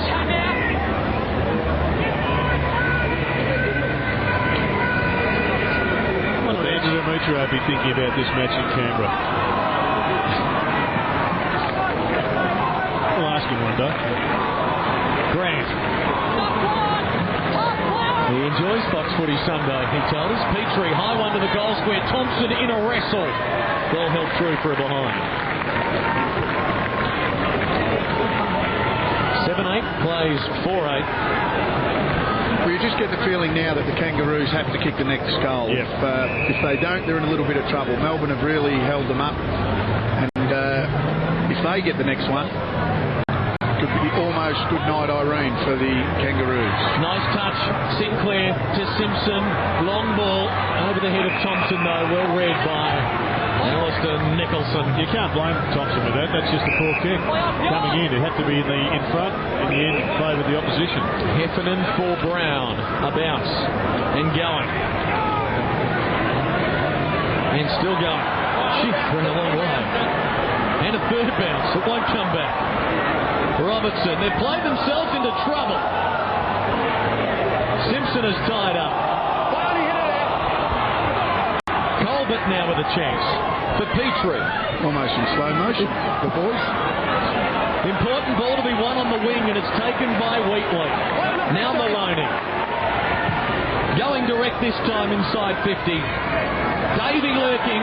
Dangerous. Oh, great stuff, wasn't it?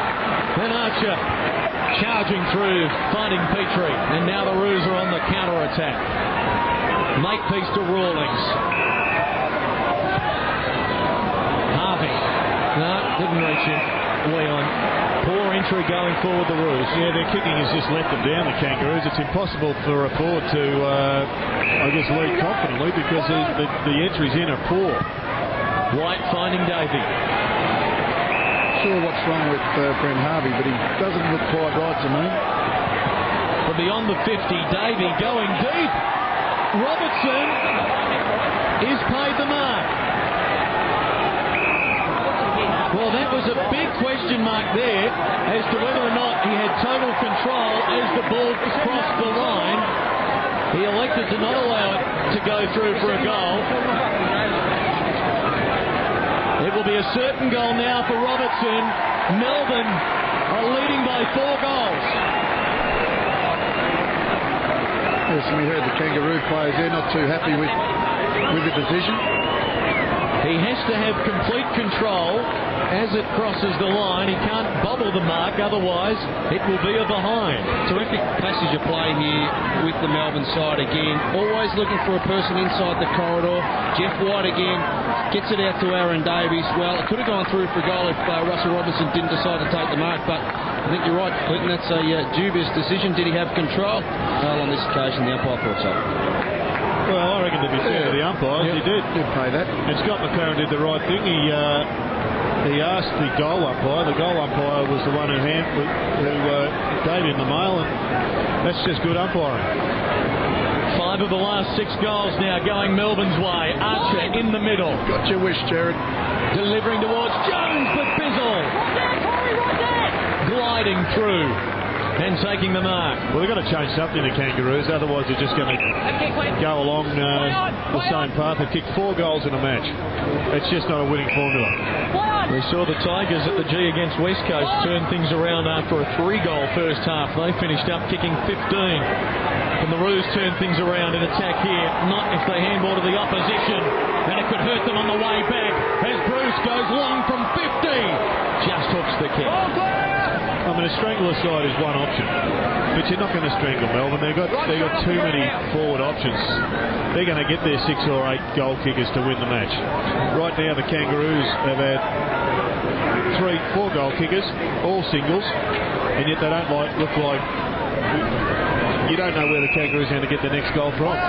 No, that's right. Last week, Nathan Thompson, also Corey Jones, having good games, but really have struggled to get into the game. It is a labour-intensive afternoon for the Kangaroos. There's a free kick. Jones will take it too far out to score. Maloney and Archer are in the middle together. Wait for the call. Jones waiting for something to present. Nothing has, so may have to bomb it long in the Thompson direction, although White is patrolling there and you'd assume have an easy knock away. Let's see. There's the long ball. White will try and fly himself, but he's given away a free. And Thompson will have a kick at goal. Well, he's in a perfect position to pay this, the umpire. He saw a good view of it. Russell Robertson does this quite a bit. Often the free kicks aren't paid, but he definitely used his hand to get up. You see there, the hand on the shoulder. That's a free kick. You're not allowed to put your hand on the shoulder, Jared. Tell Warwick Kappa. Yeah, exactly. I mean, I think you are. We've had this discussion before, and I think Jeff Gooch said as long as there's not downward pressure. Well, there was downward pressure on that one. I think that's a free kick, and very well spotted by the umpire because often they go unnoticed. Simply has to be a goal. 25 points adrift. Midway in the third quarter, Thompson should kick it, and does. It was the goal that Kangaroos needed. He's slipping away from them, so they hang on, don't they? They do. Raining goals here. We've had 2 in a minute.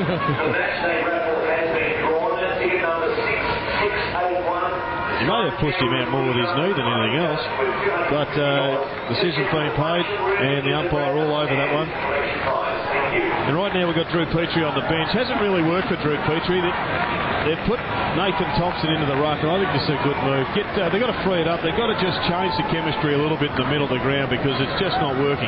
We just saw David Neitz. He's on the bench at the moment doing some strides around the boundary, so whether the hammies pulled up a little bit tight, not too sure, but he was definitely doing some strides around the boundary line. Kangaroos staying in touch. Thompson to contest with Johnson in the middle now, and good effort from Johnson. Godfrey going wide. Sylvia working hard, but a little bit of toe there shown by Watt from the opposite direction to force a boundary throw in. Wayne Swice at ground level as you get a touch. Your assessment? Well, I think it's really highlighted the depth of this Melbourne side. You've got Neitz, White, Johnson and Maloney on the bench, and I think that just highlights the depth and number of options that Melbourne have at the moment. McDonald, well, he copped an accidental one to the face there, and it's over for a boundary throw-in. And McDonald, a little proppy. I think we just saw why Nathan Thompson hasn't been using the ruck all that often. I don't think he's come to grips too much with this centre square situation. He didn't have his eyes on the ball for a split second in there. Davey, Makepeace. Good tackle, good contest. Simpson forced it out. Johnson in the way, and the kick's out on the full. So the Roos will get it at half-back, 11 minutes and change remaining in the third quarter. On what has been a struggle of an afternoon for these two, to this point, high-scoring teams. Fourth senior game for Jess Smith, father-son selection. Geez, he looks like an athlete. And he can carry it and kick long. Hey, that's something. And now Wells can go. And deliver for Rocker, but over his head. Big Sab was charging out after it. Ferguson for Bruce. Oh, dangerous. Leland under pressure. Bounce important here. Brown about to be collared. Missed Bizzle. Jones, though, couldn't go with it. And Melbourne dodge a bullet there. And in a low-scoring game, if you can just find a rich vein of form for 5 minutes, you can be right back in it. Rocker leaps. Crashes the pack. Jones, was he held? Play on the call. Brown. A wobbly, awkward kick to mark. Good spoil from behind. Here's Heffernan now. Hurrying it to half forward. Kangaroos have numbers. Smith. Balance.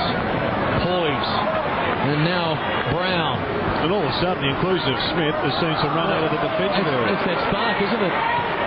Uze tumbles it forward. Speaking of sparks, watch out.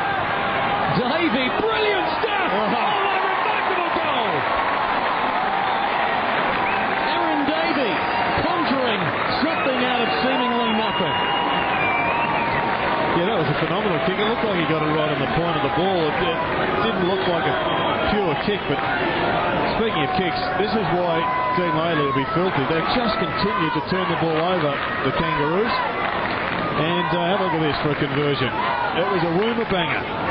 It went anywhere and everywhere. A woomer banger. That was the Ron Barassi terminology for any ball that was a mongrel like that and floated 4 different ways. And Daniel Wells coming off the ground. I'm not sure whether it was because he went for that ball one-handed. Might be a disciplinary thing. This is, in fact, a classic example of the woomer banger. Barassi will be sitting at home absolutely delighted that the nation's capital has seen one. Miller working so hard to get in there, got rid of his own teammate. Another turnover, the foot skills letting them down. McDonald long ball. Robertson. Well, it to Holland. That's a free kick. It's play on the ball, and Colbert with a misfire. He's having a bad 2 minutes, the Kangaroos. Perkins. Heffernan. Under pressure. Gee, he had Green pleading for it 20 metres from goal. Didn't see him. Well, Lee Colbert, there's a fresh air. Mark your scorecard. And at the other end of the ground, only 25 metres ago, Troy Makepeace collided with Leroy Brown, who's up and firing again. Here he is, kicking towards the wing. Hasn't been an entirely pretty last 5 minutes. Brown playing for the boundary line. Well done. 26 points, the Demon the lead. 8:51 remaining. Neats and White joined by Johnston and Maloney on the Demon bench. And it's Godfrey to contest that short boundary throw-in with Simpson.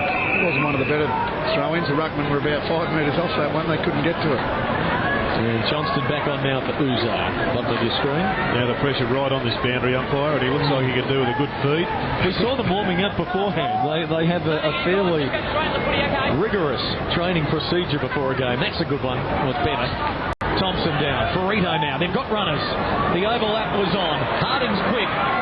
Now, Pachoni provides a good shepherd, so Harding can go. Goal square's unguarded. He bombs from 55, and it will bounce. Not the Kangaroos' way today. I was going to say, if there's one criticism of Lee Harding, it is his finishing skills. He gets a lot of shot at goals and doesn't finish. That was just bad luck. That ball bounces straight, goes through for a goal. Oh, dear. Johnston for Wheatley. Hasn't been given too many opportunities this year, Lee Harding. He's only come back in the last couple of weeks. Still really battling to secure his spot in the 22, isn't he? It's just his 4th game for the year. Jack. Oh, Jack's gone. Play on advantage here, Roos. No advantage, and in the end, a good result. So we'll come back to Corey Jones. You fancy probably 2 or 3 metres too far. Some players just aren't built for the possession game. And I reckon Jack's one of them. He's better off keeping it on the straight and narrow. Take a mark, go back and kick it long. Just didn't have the awareness around him. Now, Wells has just come on. He should keep running here and call for it from Jones. You see Wells on the left? No. Jones is going to drive it long to a circumspect option, really, because Green was the loose man back there. He's a handy player to have, Brad Green. He can be forward, back, or through the midfield. And now Paul Johnson, who played a game at the Eagles, playing his 3rd game for Melbourne today, and that's over for a boundary throw-in. And it's a real good chance now for Paul Johnson to have a good hit out in this 3rd quarter. They've got Jeff White off the ground. He's resting up. He does a hell of a lot of work, does Jeffrey White, and they're going to need other options to get through a 22-game season and finals. With a high ball towards the wing. Perkins, pressure on Godfrey. Sinclair caught high. Still winning enough of the possession, the Kangaroos. Just not using it effectively. Well, we've got Daniel Wells deep now, and I think that's a good option. He hasn't had an impact, so put him in the goal square or get him into that forward 50 so he can create some magic. Got to make sure his work rate's up to it, though, because at the moment, I think he's just coasting.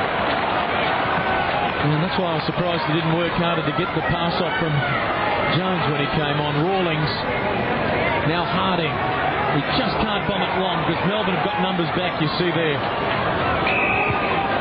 So this is where the Kangaroos have numbers. Smith misses Colbert, but he can steady now, go short. They just haven't been able to work out a way to get through this flood. Yeah, well, it's Melbourne now that have got the numbers back. And man in front will always be paid that mark. Johnston's got it. 25 points, Melbourne's lead. Simpson back on 4 for Rito as Johnston goes to Miller on the wing. And the Melbourne forwards now on the rebound have got space to lead into. Godfrey at half forward. Davey waiting back with Bruce. About to lead. Davey goes. Godfrey goes to he and Bruce. And it's Bruce! And we know he can kick the goal from this tight angle. Just a little nudge from behind from Cameron the Bruce.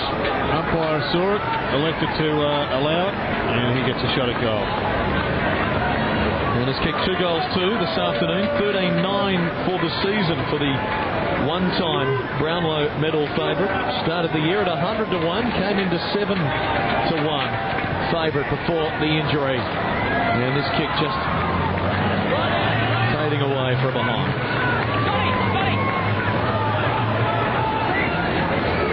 Michael Stevens off the ground. Very good experience for Jesse Smith playing on Bruce. She's a very good player, as you're saying, Clinton.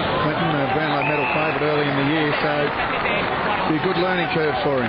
Good mark by Miller. Sets up Brown. A bounce to 55. Delivers to Robertson.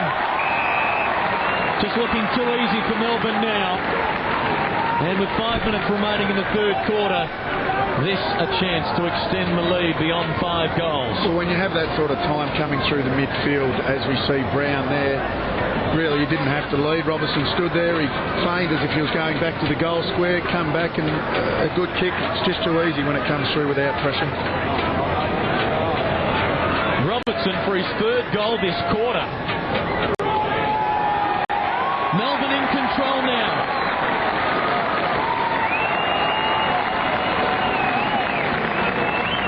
Grim faces in the Kangaroo coach's box. 4 goals to 1 this term after it was 3-1 in the second. With danger signs for the Kangaroos. This game's slipping away from them very, very quickly. Well, they just can't score, can they? They have been unable to score. They've had the ball in their forward 50 plenty of times, and when you give it back like that, Daniel Wells burst out from full back and had plenty of space, wasn't under pressure, and he delivered it to 2 Melbourne players. They've got a 4-man forward line at the moment. Pachoni, Harding, Hale and Jones. Is that enough? Well, right now, they need about 12 down there because they cannot score.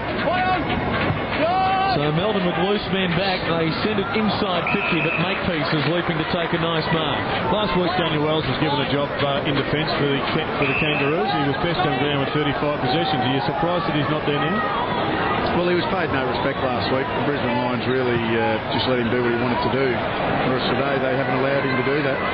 Bruce stood tall with Simpson closing, getting it on for Uze. Johnston. A lot of players out there look flat to me. They look like they're running up and down in the one spot. Now Neats. Kangaroos 9-4 all time at this ground. Neats going deep. Robertson, he could have 4 for the quarter. And that's a beautiful kick by the captain, David Neats. Put it out in front. Very easy ball to run onto, and using the opposite side, using those angles that forwards like to lead into. Easy for the kicker and easy for the guy leading. How has he got for the year now? If he goals here, it will be 30 for the season, which would match his entire contribution for 22 games last year, where he missed the top 10 after being the best and fairest the year before.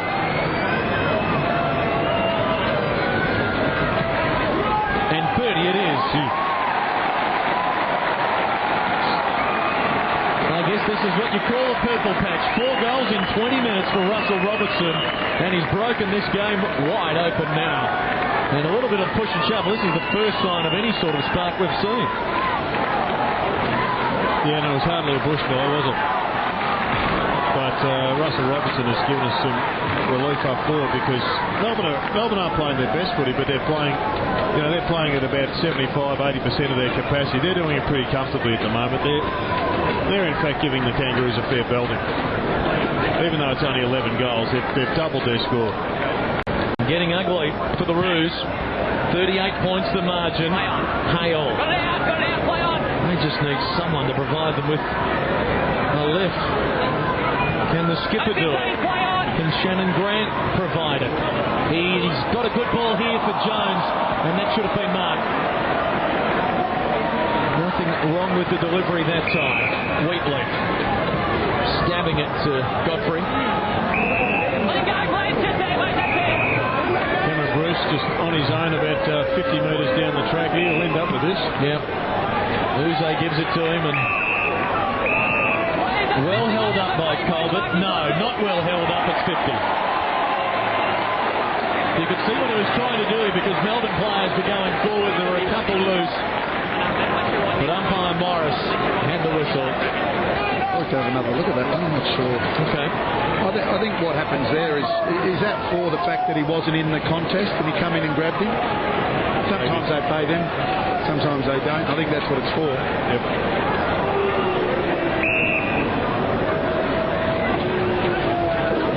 This to extend the lead to 44 points. Great kick. Went out to the right, just brought it back a little bit. Well, you said before, Jared, that they're just going on their merry way. This is becoming ugly for the Kangaroos. Well, I think we all know as players that you get to at various stages, you have a huge win, and then it's how well you deal with the win mentally. And at midway through a season, they're all long seasons for all clubs. It's the clubs that can sustain their energy levels and their mental aptitude at the highest level average for the season that end up getting there. And we're seeing wild fluctuations with the Kangaroo side, which makes them unpredictable. But you can't make finals footy unless you can just keep your energy levels high enough throughout the year. The Demons leading by 44 points and with no goals today to key forwards Neitz and Holland. And they're not the only other side. I mean, Brisbane have gone over the west and just been a completely different side to the one chanced by the Kangaroos last week. Smith for Sinclair. Inside of 2 minutes remaining in what has been a premiership quarter for the Demons, 6 goals to 1. Well, Dean Adeley said last week that if you could bottle the enthusiasm that they had in Brisbane, you'd be a millionaire. Well, it was really the rationale beyond the question of Paul Gardner at the start. Is it more important for the coach to be a tactical genius, or is it more important for him to coach the minds of his players? And I think as the draft continues to take effect and everything becomes even, coaches are going to be more beneficial if they're master psychologists rather than master tacticians. You can import tactics. You can get assistant coaches that are geniuses at that. It's the people that can control the hedge and get people up when they're flat. And I reckon Dennis Pagan is one of the best at it. Good news for Rudy Webster. His coaching career may come on. Could be back. Could be back. There's only 4 clubs in the AFL he hasn't worked for. Here's Shannon Grant breaking the drought for the Kangaroos. His first. It was a much needed goal for the Kangaroos, and really Shannon Grant's been the only forward that has looked dangerous all day. Just hasn't seen enough of it. Rocker hanging on to the football nicely there for Harvey. Quick hands, clever knock on Jones, and Grant provides the finish. Just. Once again, the value of low scores, if you think there is any value in it, is that even though the Kangaroos are playing shocking football and they're playing without inspiration and without determination, if you want to use the old term, if they kick 8 goals in a quarter, they still win. Which has happened this season. We've seen that they have been, particularly early, the final quarter specialists. Sinclair, a high ball. It's not 15. Not in terms of its distance covered. Vertically it had it 15 and then some. Wheatley at half-back now. Ticking inside of the final half minute. And the Roos affect the turnover. Play on is called. Just for the moment, Melbourne on the back foot, but that's a good ball for Johnson. And that should stave off any late Kangaroo resistance. Talking about the Kangaroos, they have come back from Brisbane. I'm not sure whether that's had an effect on how they feel. Back from Brisbane, then having to come up here to Canberra. They definitely look flat to me. And Melbourne had the extra day off by virtue of playing on the Friday night. 3/4 time in Manuka. Melbourne's lead 38 points, 12-11 to 6 goals 9. Well, Dean Laidley's on the charge out to the group. He's certainly, the body language suggests he is going to get ugly here with his players. And that's fair enough too, because he's the man who's going to cop the can for this. Oh, look out. Oh, look out. We'll put it on tape for you, folks. We better not show you live. We'll come back with that in a moment. 3/4 time in Canberra.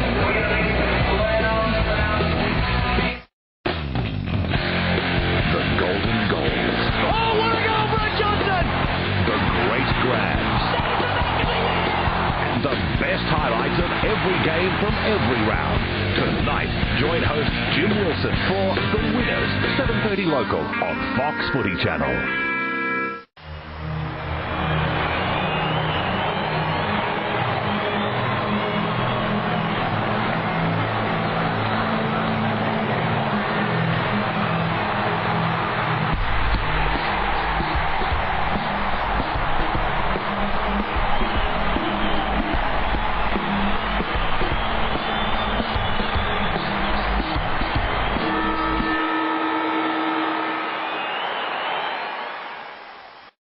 If you're looking for the lowest prices, you'll find them at Bunnings Warehouse. Paint roller on a pole, a low $9.98. Polytray wheelbarrow, only $59. Jumbuck tabletop heater, a hot $149. Wattle 4-litre ceiling magic paint, just $49.98.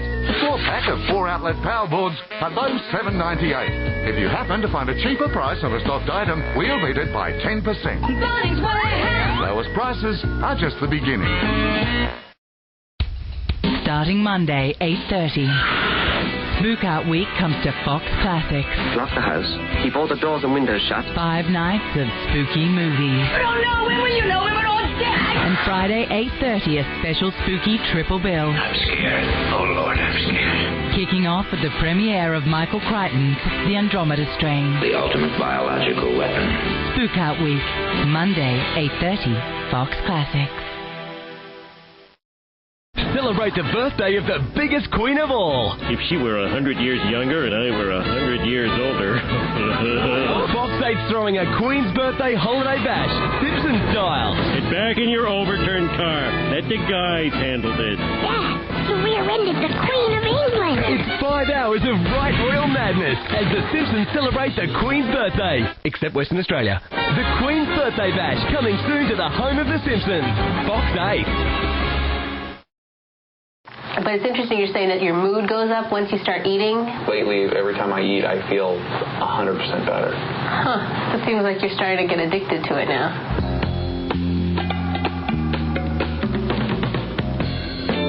You know me, I'm your friend, your main boy, thick and thin. I'm your pusher man. I'm your pusher man. I'm your pusher man. Only one game show puts footy couples head-to-head in pursuit of great prizes and inter-club bragging rights. Well, you won't live that one down. Wednesday, join host Rebecca Wilson as St Kilda veteran Justin Peckett and Hawthorn's Rob Campbell find out how much they really know about their relationships. AFL Love Match with Rebecca Wilson, Wednesday on Fox Footy Channel. Last week on Fox League Teams. If there's a brawl about to happen... It wasn't a brawl. Two blokes pushed. That is perfect footy. Extremely emotional issue as it should be because we're talking about perhaps one of the greatest players ever. So time has changed criteria. Time changes everything. Fox League Teams, Thursday on Fox Footy Channel.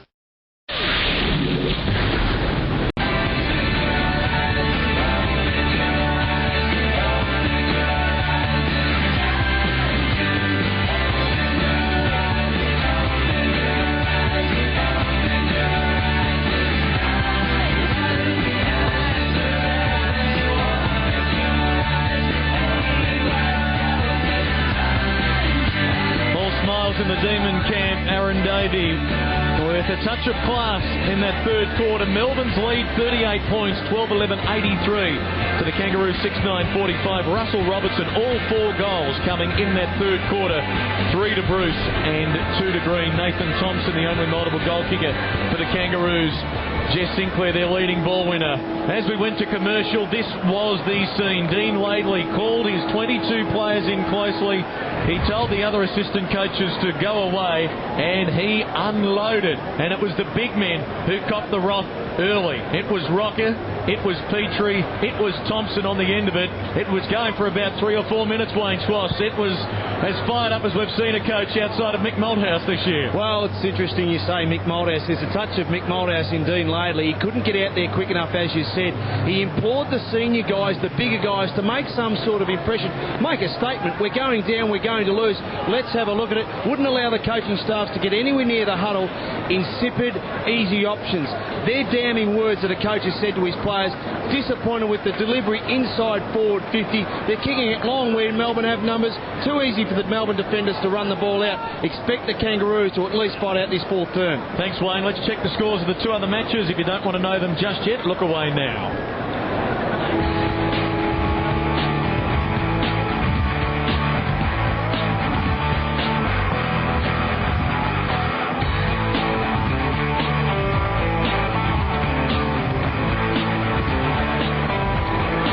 Term from Canberra. How will the Kangaroos respond to that Dean Laidley, well, burst?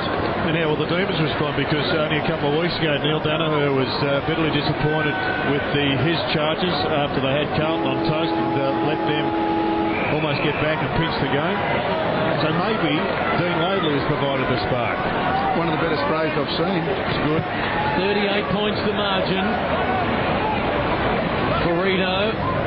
Well, almost sitting on it. Archer's gone forward. He's being picked up by Wheatley. No. Big Sav's out the back with Jack. And Brent Harvey's down there as well. Thompson as well. They've got plenty of firepower down there. They've got to get it in. Well, that's right. They've got a much different structure, haven't they, now, to the way they ended that third quarter. There's a little bit of enthusiasm, a little bit of spark as Burrito climbs high. But Maloney in the way. Sends Melbourne forward. The bounce of the ball. Going to be interesting. Stevens under pressure. Davey closing. Davey lurking. Still Davey. Nice one for White. And he's drilled it. And that's a backbreaker for the Roos right there.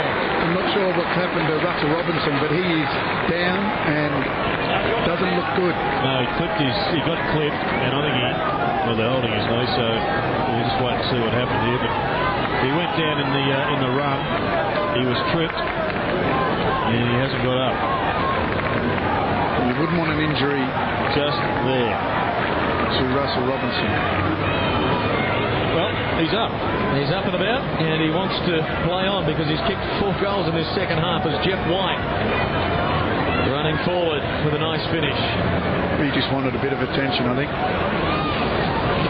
Well, let's just wait and see what happens next time he goes to football, because there is the odd knee that you can do. You get an immediate burst of pain, and then the pain goes away. Then it goes away, and then if there's instability, we'll know in the next couple of minutes.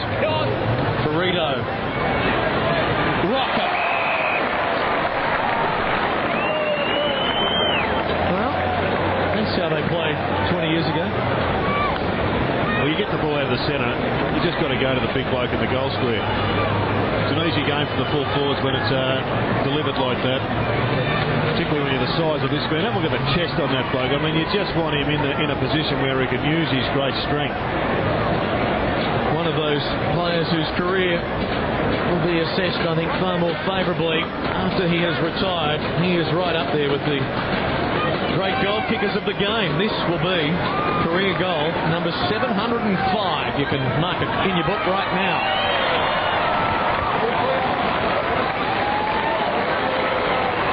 Well, we saw Dean Laidley point the finger at a lot of the big guys at three-quarter time, and really, I don't think you can blame Nathan Thompson or Sav Rocco, because they just haven't got the ball in there with any fluency whatsoever, and when they have gone inside 50, it hasn't been to that 20-metre arc, Jared. It's been to that 50, 45.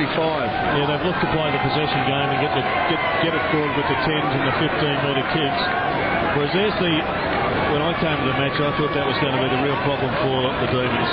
Could Big Jack hold Sav Rocker if it was punched into him long enough and often enough? White again has to wait. Maloney forcing it wide. Johnston. McDonald paddling it on. Interesting play there from Johnston to dive on it. He extricated it to Godfrey, to Maloney, Miller, now Whelan. Going wide. Robertson looking okay now. Nothing wrong with that knee. Doesn't look like it. Which is great news for the Melbourne faithful and for the competition, because Russell Robertson is a draw card. And the way that Melbourne went long into their forward 50, I think is a great example of why they're a dangerous side. They never leave. They never have a forward line without at least a couple of options deep. That's right. Well, coming into this game, we always, the Uze, Neitz, Holland, Robertson, Miller, Green, Davey, Bruce. The list goes on, and they all rotate through that forward 50. Robertson for number 5. Gets under it. It gets it. He kicked 6 in that win over Carlton. 5 against the Dockers in round 6, and now 5 today. Great game by Russell Robertson, and a good game again by Matthew Whelan bringing the ball in. There are a couple of options, but Robbo was the one on the burst, the greatest.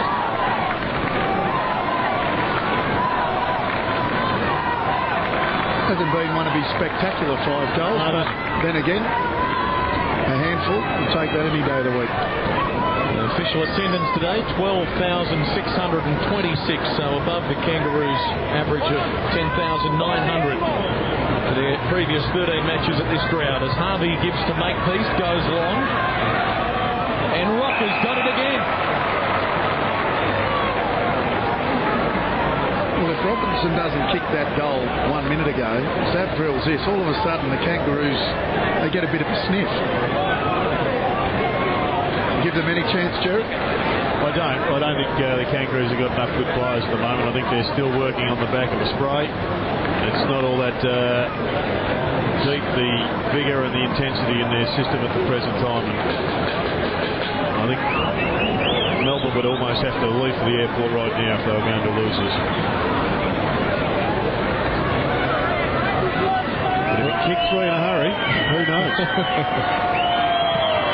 Rocker missing.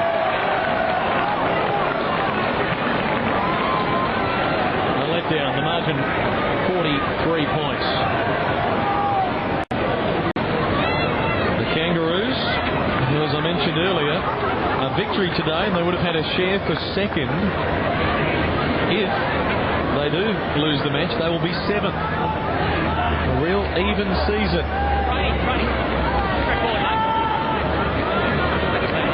Johnston to bring it back in.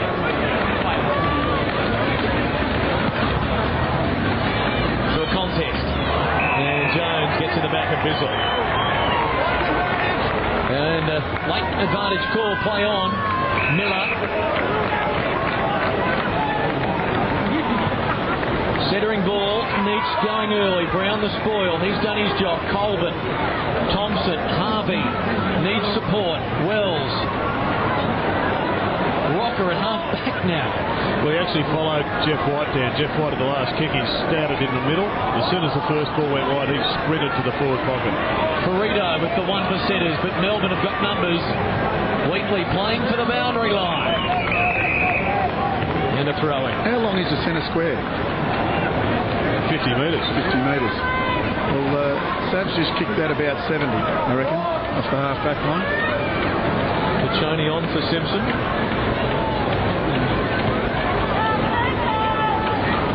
White.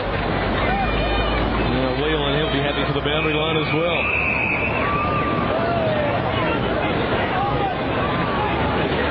Minutes remaining. Fox Footy Sunday next week at Geelong as the Cats host the Crows. Ferguson getting a hand to it, waiting down for Rito, trying hard in his final term. Grant well tackled by Whelan. Maloney for Johnston. Look at it, he makes it look easy. Davey under pressure from Makepeace. Now Sinclair bombing it, hoping. And at the back, Melbourne can concede a behind, or Whelan, well, just about mucked that up, didn't they? 7 straight kicks, the difference. Well, they relaxed a few weeks against Carlton. There's a real lull come over this game. Neil Danaher didn't want them to finish off this way. Yeah, a possible 10-goal win in that Optus Oval farewell was just 3 at the end. Here's Davey. For Godfrey, they didn't sing the song after that match at the captain and the leadership group's direction. Colbert, quick hands, Wells, Rawlings. Wells has spent a lot of the day jogging and walking. And I think his coach is going to have a pretty direct conversation with him at the end of this match. Good ball for Choney for Grant. Shannon Grant could make it a 6-goal game. I think we all started the season with the highest of expectations for Daniel Wells. He was a star last week. And he's pretty quiet today. Well, his last month before last week, but the month before that wasn't good. But then again, the Kangaroos were also struggling, so you have to take that into account. But the suggestion was he was going to get dropped, and a player of that talent should not be anywhere near being dropped. That's right. And the fact, well, last week, halfback flank, no tag, basically able to do what you want. Good goal by Shannon Grant, his second. 6 goals, the margin, 10 minutes gone, final turn. And Daniel's just going to have to deal with this issue because he's been blessed with the God-given talents that very few people get, and he's going to get the likes of James McDonald following him around like a shadow. And he's got to learn to deal with it because there's no other way around it other than working your backside off. He's got an incredible amount of talent so he can take marks. He's as quick as anybody. And he's got to just produce on a more regular basis if he's to achieve the superstar status that he could. 13:35 to go. The equation 6 goals for the Kangaroos. And having said that, he's still just a kid, and he's entitled to have a couple of quiet months as he learns. Watt affecting a boundary throwing. Just on that, Jared, it makes it difficult for a player like Daniel Wells when he's got to or is expected to do a lot of the instigating work. If he was in a Melbourne side that has the depth of talent that they have, you would see, no doubt, Daniel Wells getting off the lead and racking up 30-plus possession games more regularly, perhaps. Yeah, it's one of those ones where if you can do it one week, you're expected to do it another. But it's the jogging and the walking in between the possessions, I think, that his coach won't be all that happy with. Well, here he goes. He was clever there. He saw the opening after the throw, and he's away and delivering for Harding. They can get one more. Harvey into the forward pocket. Plays on, shoot, goal, does. 2 in a row, 5 the difference. And all of a sudden, there is just the slightest sniff for the Kangaroos. They're getting the ball into the forward 50 with a lot more ease. And if they can pinch this next goal, they may just make a game of this. Melbourne seem to have relaxed. Big change for the Demons. Johnston off, Holland on, as you see the free kick. And as we see Holland come on, he's running around the boundary trying to hide from a Kangaroo player. He's doing a good job for the team. They haven't seen him yet. A 6'5" man becoming invisible. Although they've spotted him now. And they'll go and pick him up. Well, let's see what happens in the next couple of minutes. The Kangaroos had 6 to 3/4 time. They've kicked 3 in 10 minutes. And they get the clearance. Archer charging after it. Oh, Davey! Spectacular! And he needed to get it too because the Kangaroos were surrounding him. Uze wide for McDonald.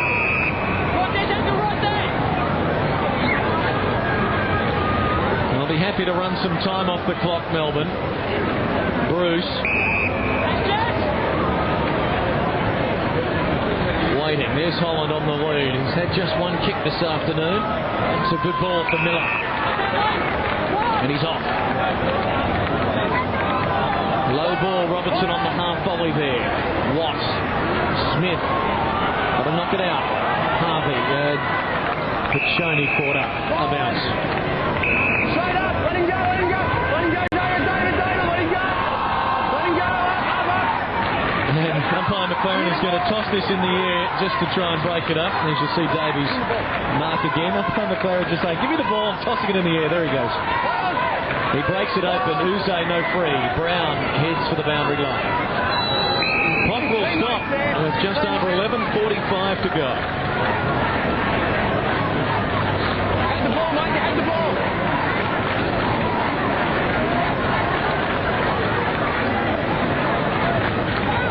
Still pensive faces behind the gloves. Brown for Bruce. Doesn't reach Robertson for Rito.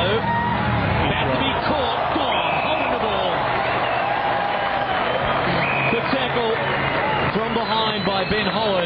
and now he can kick a goal. He spent some time on the bench, Ben Holland, but he's found it hard to get into the game today. But all coaches like their forwards chasing like that. And one thing that he has been doing of late is competing very hard. I know that Melbourne have been very happy with the way he competes. Kicked 5 against the Dockers in his first game of the year in round 6. 11 in total, trying to add to that now. And from about 40 metres out, he hooks the kick, and the door stays ajar for the Roos. It's a very relevant point that you brought up there, Wayne. Forward pressure. When you look at perhaps the Sav Rock apply to three-quarter time, as forwards or as players, when you're not having an impact on a game, you can actually have a significant influence on a match when you're doing those defensive things in a particular match. You might get a lot of the ball, but creating an opportunity like that and not letting the defending side run out is terrific team play. Kangaroos have got to throw caution to the wind now. Pachoni to midfield. Some one-on-ones around the ground. Archer has Pachoni running for him. Takes it himself, goes to Harvey. Now Rocker slipped at the top of the goal square. Harvey popping it up. Harding. Grant shrugs the tackle. Oh, good spoil by Ferguson. I'm sure Dean Laidley would love to have a camera above the ground just so he could show his players the difference in their running forward and their running back in its intensity now over the last 5 minutes and for the majority of this match. Because it's just standing out like the proverbial. The difference. Uze, hurrying ball. Pachoni over Sylvia. Fraction too far out. Lead is on and rewarded. And now, you spoke earlier, Wayne, about the finishing of Lee Harding. And if he kicks the goal here, the margin is 25 points. Still half a quarter remaining. Yeah, I was saying earlier that he's really struggled to get in the side this year. I think he's a kid that's got, well, he's not a kid anymore, but he's got a lot of potential. And often when he's playing well, he does have a lot of shots at goal. But if there is to be one criticism of him, it is definitely his finishing skills. He was their leading goal kicker 2 years ago with 33. This the make or break year for him. This for his first goal today, and to keep that door ajar. Has to kick it just inside the 50, and he's got it. It would still be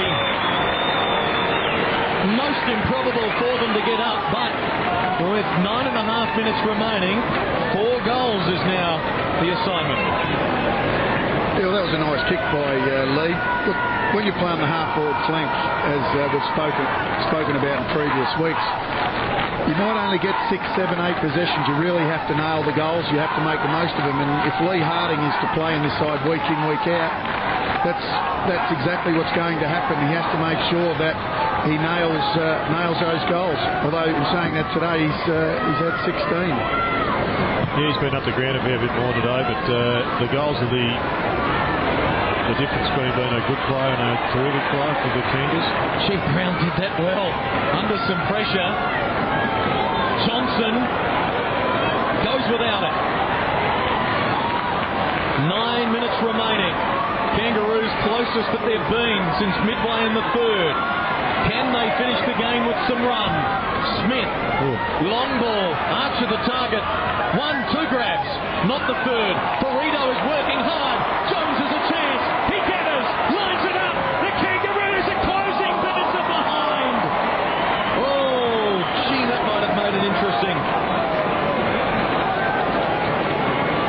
Dean Laidley would have to be happy with the effort that's shown in this quarter, but I have to wonder why it's taken a spray at three-quarter time for them to lift their work rate. Yeah, it's the dual-edged sword, isn't it? They're just confirming to the coach that if they had worked harder in the first 3 quarters, this would have been a game that they could have won. They were not switched on. And the finish of Melbourne up forward, diametrically opposed to the Kangaroos. And Jones, who is disappointed he didn't kick that. Good mark, Miller on the wing. Only have to see players a couple of times move to realise that all things being equal, they're going to be guns. But Jesse Smith we've all heard about Jesse coming through, and thrilled to just be able to see him move because he's going to be a star for this club. Free kick, a push on the wing. Sorry, Wayne, going the Roos way. Yeah, no, he's a good mover. He uses the ball well. Nothing like that, although playing in the same position. Yeah, he's polished, and he looks like just a genuine athlete, but he's got a football brain. You can see he's not blasting. Ooh, Rocker unlucky there. Melbourne under pressure. Bizzle, wonderful kick for Nicholson. Gee, the Roos are working really hard. They've just spotted Melbourne too big a start, it would appear, as the clock winding down for them. Heffernan the footy. Shannon Grant getting involved. Evidently, Dean Lately said that there's only 15 spots on the plane home, and those that don't fire in the last quarter are going to do it the hard way. This to finish it off. Brad Green. The exclamation point for the Demons. Some help for the goal umpire. Green's got his third. At one end the Kangaroos miss. At the other the Demons don't. Well, there's been one player all day that has had the polish and the class, and we just saw it again. He didn't get the greatest of bounces, but was able to recover, and we know that when he gets a shot at goal, he very, very rarely misses. Yes, ever since, not sure what number game it was, but he hadn't played too many when he absolutely destroyed Carlton in a qualifying final, was it? Kicked goals that were just memorable on the biggest stage.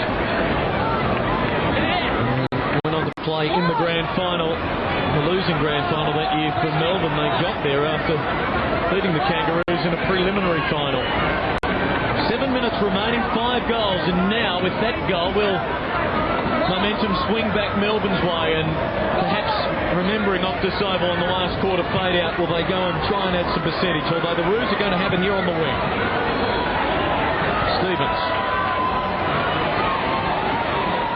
Lead to the pocket and rewarded. Rocker now, tight angle.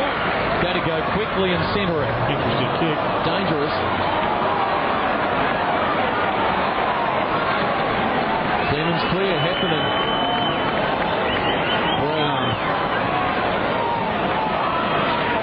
Now Makepeace. Wells waiting for it on the other side. Grant worked hard to tip it down to Sinclair, and he wins a free and a shot at goal. Jess Sinclair has worked hard today. He's been the game's leading ball winner, averaging 20 touches a game this year. This will be possession number 28, and possibly his first goal as Wheatley hangs on. Yeah, he'd be one of the Kangaroos' best, if not their best. Having a pretty good year, Wayne, isn't he? Well, he runs off half-back. He's given a licence. He sets them up. We know that it's a beautiful kick of the football, and he's one of those guys, most sides have them now. He's a very good sweeper, and he can rack the possessions up very, very quickly. Has kicked just 1 goal for the year and makes it 2, and the margin is 4 goals with 6 minutes to go. And the Kangaroos have now kicked 5 goals this quarter after kicking 6 in the first 3.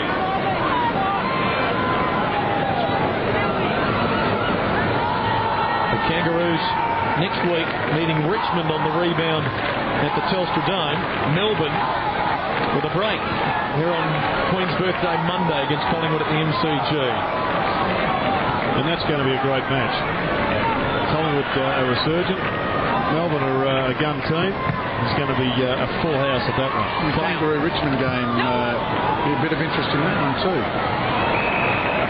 Collingwood with wins over the first and second place teams in the last 3 weeks will be meeting a second place team again, it would appear, with Melbourne to enjoy that spot as Jones is dragged back for hanging on to the jumper of Wheeler.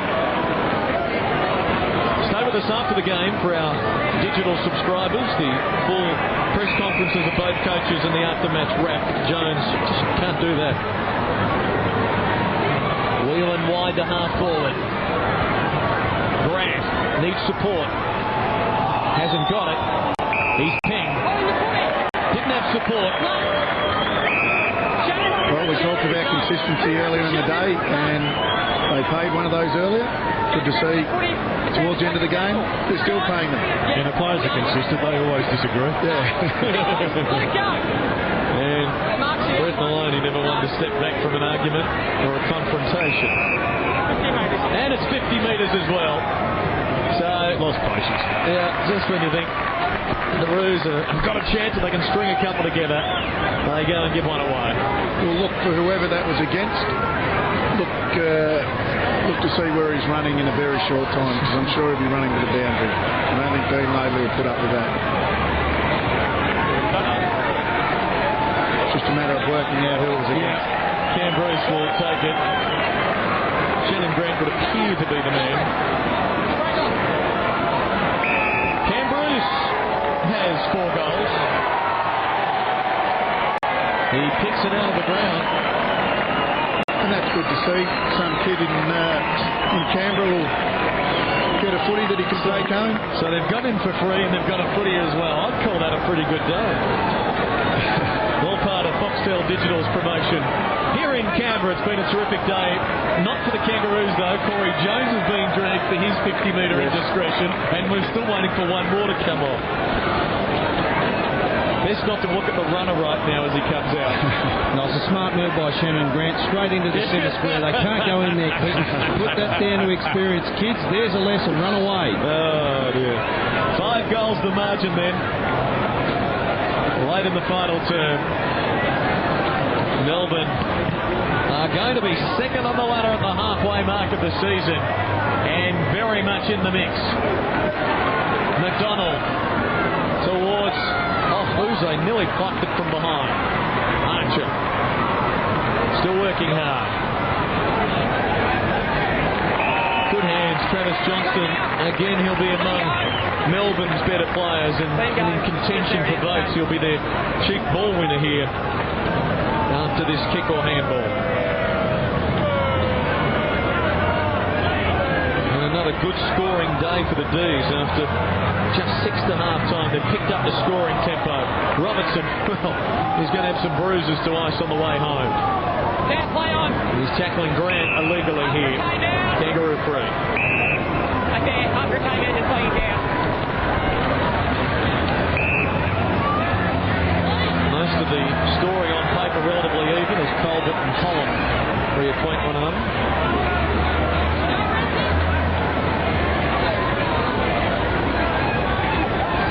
Ball to the outer wing, and Hale, who was the number 7 draft pick 4 years ago, towards half forward here. Rocker had to go one-handed. Harding waiting down. Goal square unguarded. Melbourne should be able to have it covered through Brown. Happy to concede. I'm not sure he had to do that. No, he didn't, but he could have picked it up and took the uncertainty out of it. 29 points the margin, less than 4 minutes to play as Johnston stabs it to Nicholson. Sinclair, a fraction high. That's just a brilliant kick from Johnson. It was 40 metres exactly, and ball never got Talk about a brilliant kick. Robertson. And it's going to be on in the middle because McDonald, the Kangaroo players weren't happy that he got Sinclair late. Sinclair's up with a shade groggy, and Pachani wants to go on with it with McDonald. White is the peacemaker there. And tempers diffused. No time for anything silly with the game in the books. And Adem, who kicked Melbourne's opening goal 5 minutes in, is lining up for his second. Yeah, it hasn't been needed today. He's had a fairly quiet day. Kick drifting across the face for a behind.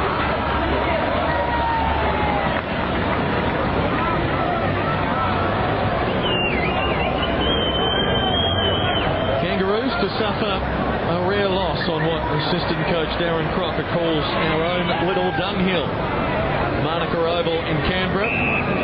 And Melbourne's first trip here, a successful one as Wells. Likes to go wide for Pachani. Harvey's there to mop up and run. 2 bounces.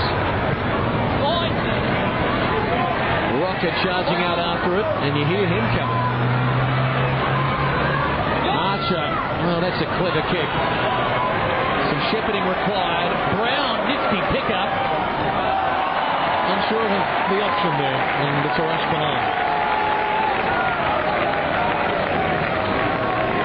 Well, as he trots back to full-back, he kicked that like a full-back too. It was an unusual kick. He was kicking around the corner. He only had to just run in and kick a drop punt. He was trying to get it to Nathan Thompson. Could have taken an extra couple of steps perhaps and steadied as Johnston chips to himself to get another stat. Doesn't hurt. Wells going without it. Sinclair likewise. White's got Godfrey. To Brown. Now Maloney. 2 minutes remaining. Miller. A pretty good game, Miller. 11 marks. Continued to work. Keeps presenting. And Bruce with 11 marks as well. The only two in double figures on the ground in that statistical category. Electing to pass to the pocket. Oh, Robbo kept his feet. Piccioni wearing one. Jones targets for Rito. Sinclair. Grant. Rocker waiting. Gone. Slow moving concrete, I think is the phrase. Piccioni copping a whack to the noggin. As Maloney bombs from 55. And a nice mark by Jess Smith, that if there perhaps is something to come out of the game for the Kangaroos, it may be him. He's got to go the other side of the goal post, but he's a beauty, this one. There's going to be a behind. There's going to be a behind. His fourth game in is... Now that was like that. That's exactly what Ross Smith was most famous for, coming across the pack and taking marks exactly like that. And lucky they weren't protecting a 1-point lead. Minute to go, 5 goals, the margin. Kangaroos led by 2 points at quarter time. Melbourne, though, and after the siren goal, gave them a 13-point lead at half-time.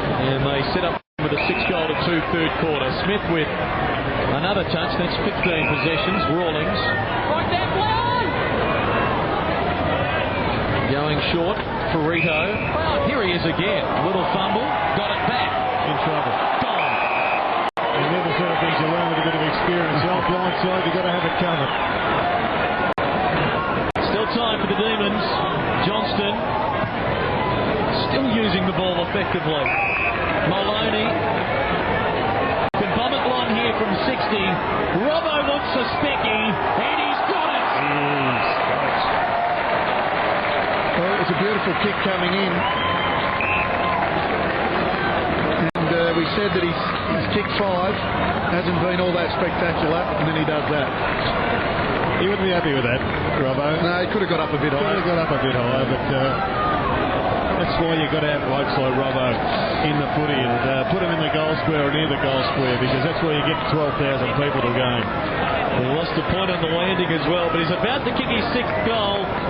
It should come on or after the siren. Melbourne are going to be second on the ladder at the halfway mark, while the Kangaroos will tumble to 7th place.